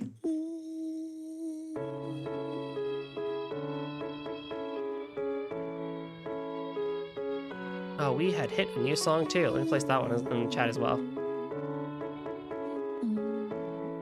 So yeah, Ashe, not a whole lot to say, but I do enjoy him for what he has, and I can't wait to see him more so along with Yuna. Well, I like to see everybody, but I can't wait to see him, especially in CS4, see kind of where he goes from here and everything.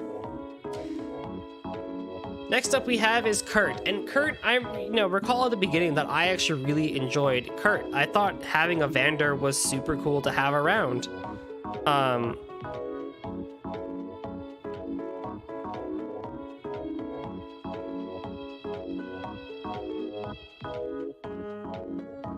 You know, I enjoy the fact that he had a, whatchamacallit, he had this internal struggle of wanting to be better than, or, you know, match up to and be better than Mueller, Vander, and his father.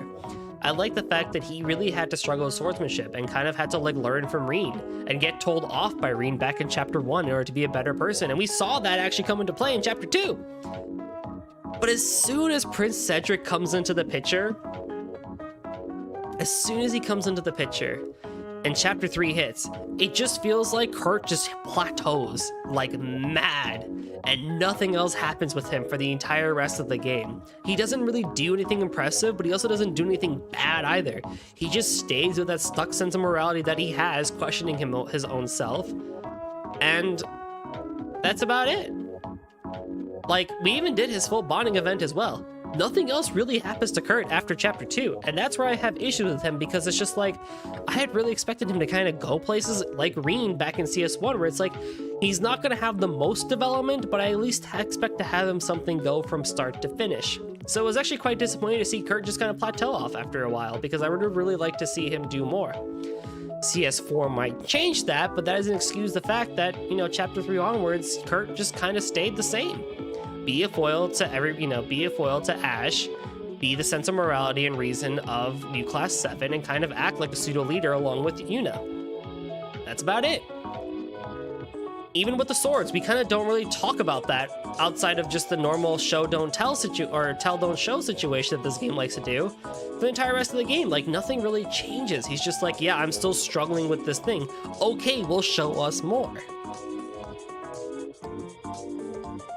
And then finally, Muse. I want to like her more as a character, but it becomes very hard to do so when I'm just shoved in my face of a girl who just wants to bang her teacher over and over and over and over again. I am interested in the fact that she's the granddaughter of a noble. I am interested in the fact that they're going to name her the next big person of the 4 great houses. You know, they kind of voted her in and all that fun stuff. I am interested in stuff like that and how she knows so much. She's got a good brain underneath all that fun stuff. And she shows it off a couple times too, but it just gets glossed over. And that's just really, really annoying. On top of the fact that whenever she's there with Reen, it's kind of a situation where it's like an opposite Lloyd situation. Muse on her own, without Reen, is great.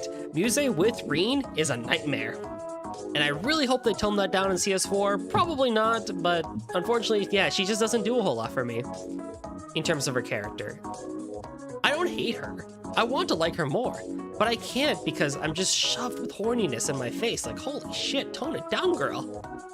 That being said, though, as I said in gameplay, she was fucking amazing as my mage. Holy crap.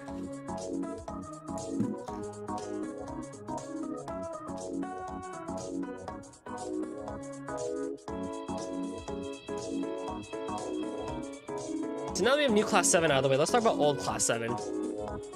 So, really, I'll go with Reen last, but like, I think overall with new Class 7, they did a pretty good job with it.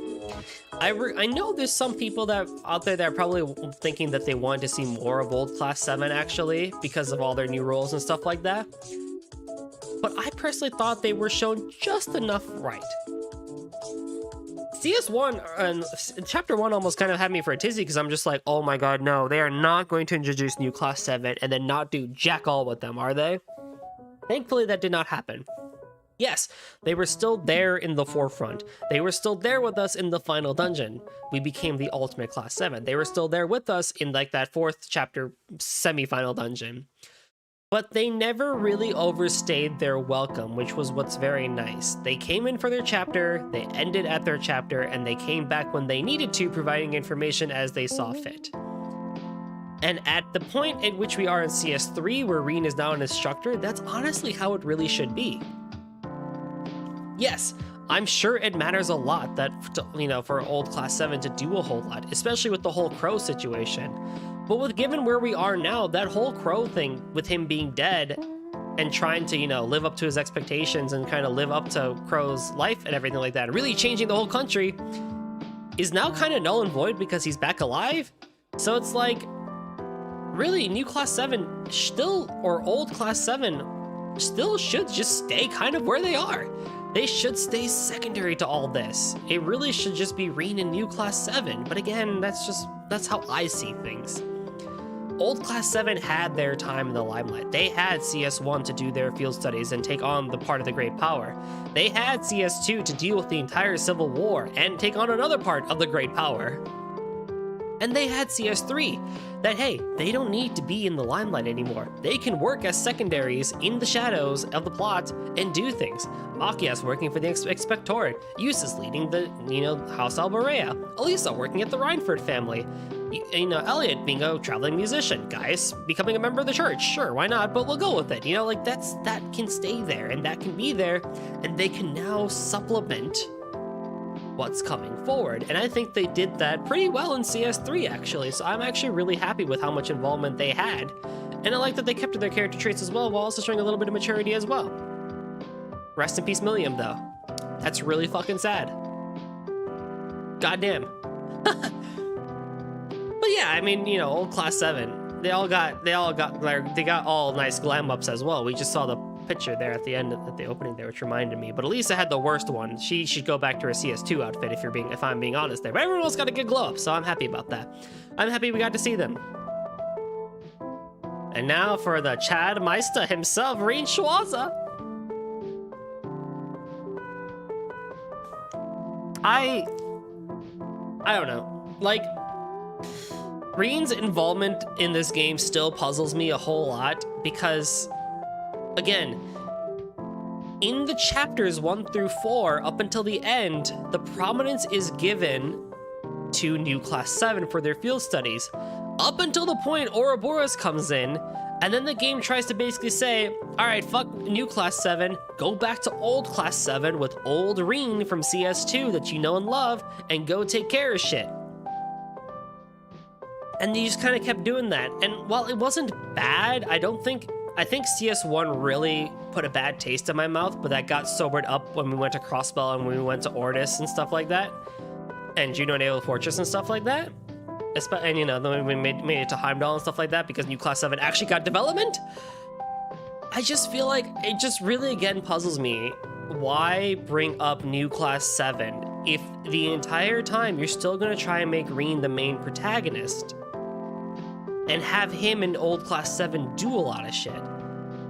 You could have ignored all of the branch campus, all of New Class 7, and all this field study stuff,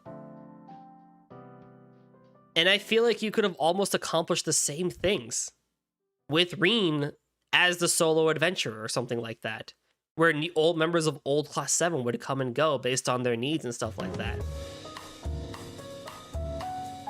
But I guess that would have been harder to write, because like realistically, the branch campus's purpose was to be a branch campus and bring Randy in and stuff like that. It does have purpose. From the perspective of Old Class 7 and Rean and the Ouroboros and stuff like that, and the new branch campus has jack all to do with anything. So it's like, did they really need to be there? Do they really need to be this catalyst for Old Class 7 and Rean to kind of really progress along with the Ouroboros plot and the Intelligence Division and the Imperial Army and stuff like that? Especially with the stuff we learned at the end with the curse and everything?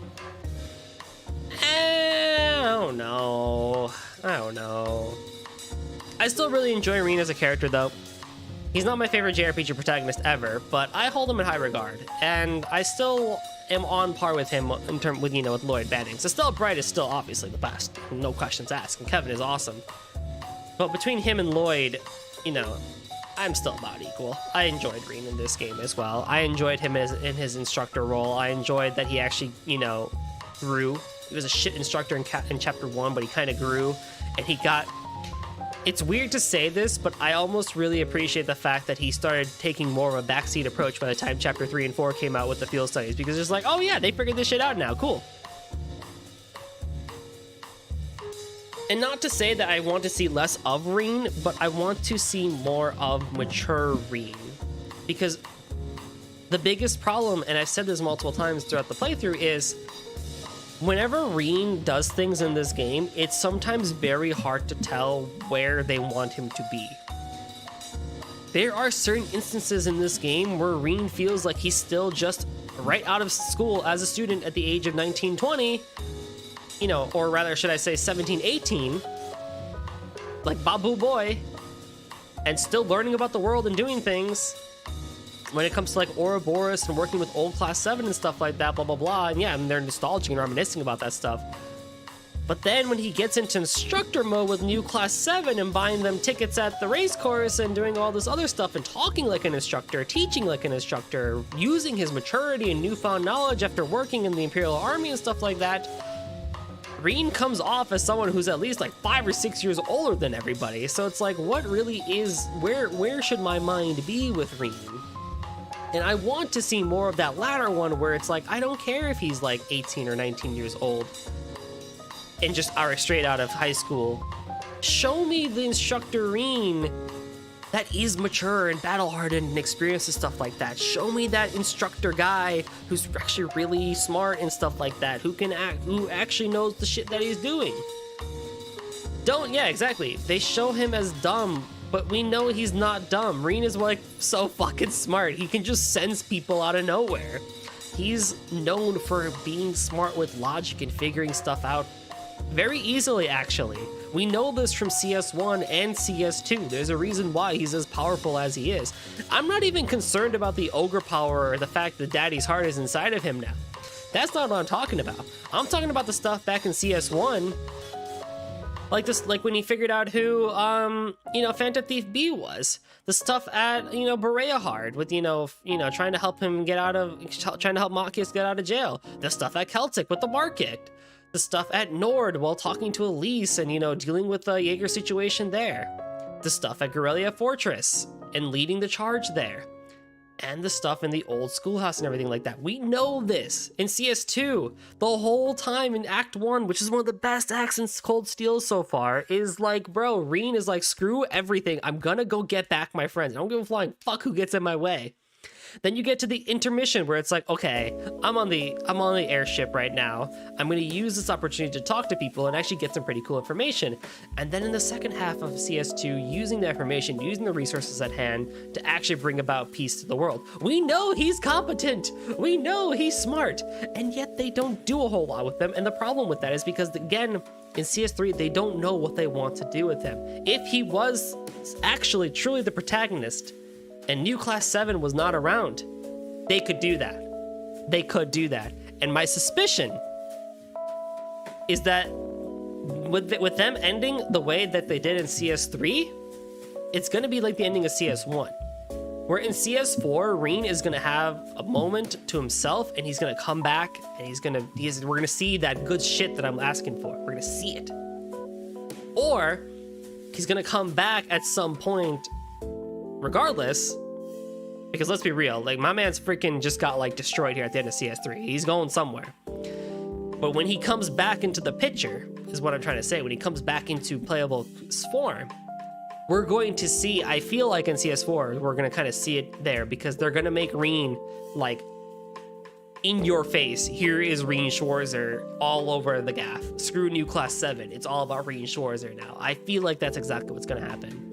So at the end of it all, I feel so 50-50 with Reen. I wanted more. I got what I wanted, but I wanted more. And I wanted more of mature instructor Reen, not the Reen that we saw back in, that's like Babu Reen, like, oh, I'm a harem protagonist, like, I don't really, actually, I'll take that back. I don't care about the harem protagonist shit, actually. But like, don't be dumb, don't be ignorant, don't be like surprised and stuff like that, because you know what you're doing, Reen. You know what you're doing. You know what you're doing with Valapar and all that fun stuff. Be ignorant when it comes to being an instructor and like leading New Class 7 for a while, but afterwards, like, come on, get your shit together. But okay. So I've talked about I'm gonna say that I do like CS4 Reen more, not the outfit. Fuck the CS3 and CS2 outfit slap. CS2, by the way, Reen, his outfit and demeanor is the best so far still to this everything. Like, just saying. It is so good that I am all for it.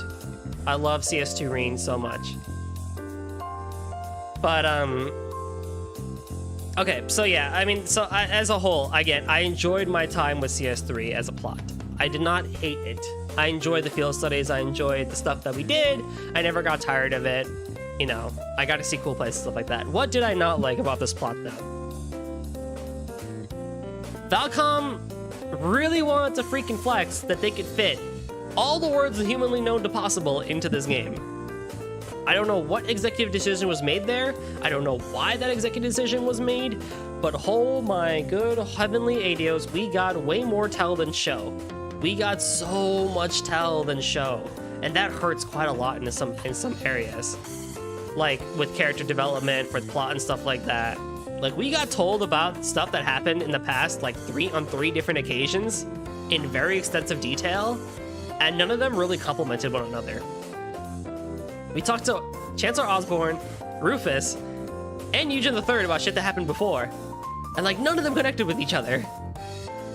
But also, the big thing with CS3, right, is up until Chapter 4, you have the CS1 style stuff, which is fine. I'm all for that. I love that shit. I'm all for it. Politics, running around the country, doing field study stuff, let's go, I'm all for it. Chapter 4 hits, and now we learn about the curse, and we learn about the shit that all plagued Erebonia and whatnot. And here's where things get bad. In that, when you take away from the Hamel incident and just say that it was the curse that did this, and it was the curse that got Ash to do what he did, and you just use that as kind of like a safety net, like we can do anything we want now, just blame it on the curse. That, along with the fact that now that you've brought Crow back and you've brought people back from the dead, there is no moral agency anymore. There is no stakes. I, as the player, don't feel that any decision that is made from here on out matters. I don't feel any impact to it. Oh no, Erebonia is gonna go to war with Calvard? Doesn't matter. It's probably the curse that's doing it. Who gives a flying freak about politics anymore? Oh no, someone decided to go kill like 5 people for just some random reason, but they were never like that before. It's probably the curse. You know? At least, I will give Zero no Kiseki credit in that regard. At least when they had that side quest where people were acting very weird, they at least used drugs, like the D therefore G, the Gnosis drug, that actually became a pivotal plot point. That was actually a really good plot point. But they at least used something believable that explains why people's demeanors changed and all that fun stuff. Why would you take away from stuff by just saying it's some magical curse? Why would you bring people back from the dead? Also, here's my thing. You can bring people back from the dead. I'm all for the fact that a person's soul lives on, but the body does not. I'm all for that. But here's the thing. Here's the freaking thing. We know from Crossbell of Georg, who does the Rosenberg dolls, Georg Rosenberg, right? He worked for the Black Workshop, or he worked with the 13 Factories. But the Black Workshop is also with the 13 Factories. So hear me out. Why the hell did they not just capitalize on that? Why didn't they just say he's a Rosenberg doll? Just make him a replica and stuff like that. At least that would have connected nicely with a lot of the other stuff, and it would have actually added a little bit more thing where it's just like, oh shit, yeah. The Black Workshop and the 13 Factories actually know what the hell is up. They can bring people back from the dead. And I think that would have almost worked a little bit better than however they really brought back Crow. Like, they just transferred his soul to, or they kept his soul and body. I don't really know how they even did, if I'm being honest with you. I don't really remember. But, like, it just feels so tacked on that, like, yeah, we're gonna bring Crow back and he's gonna magically remember his memories by the end of it. No, do what KH3 did and just, you know, put a replica doll and just shove him in there. Like, that's more believable and stuff like that.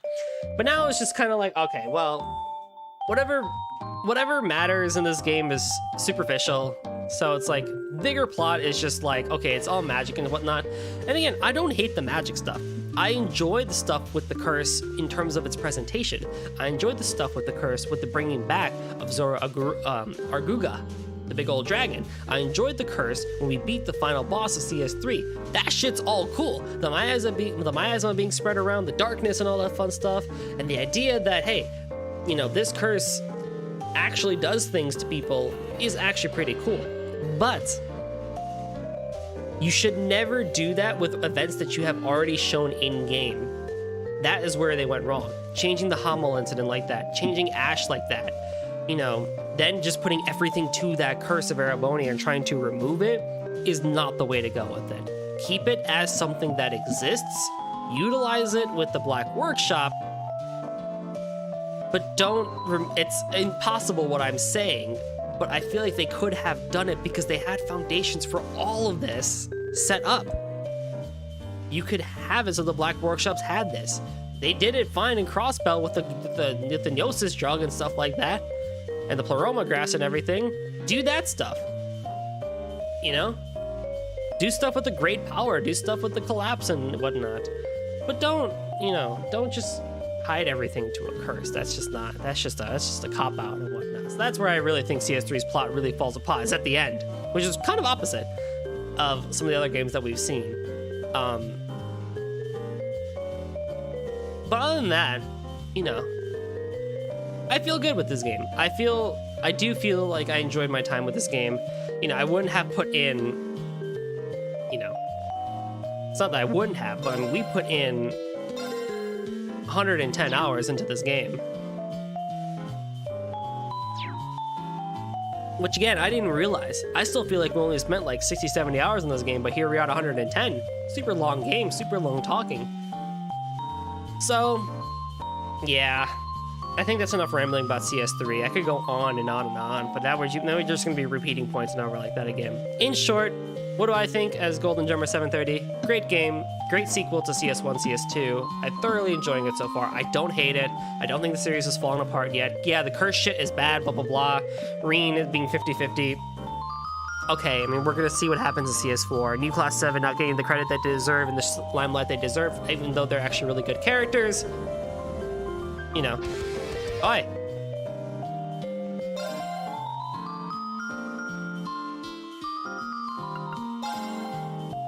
You're not supposed to have sound.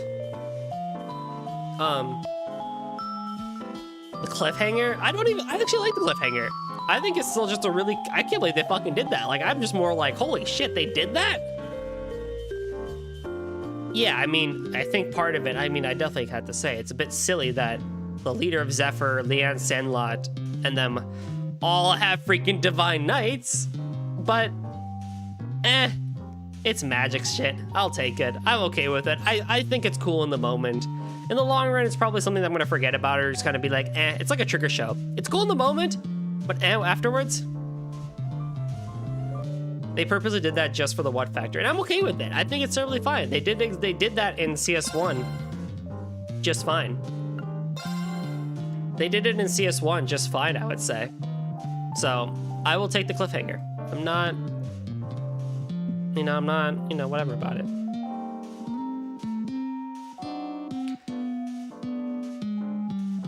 So, rambling aside.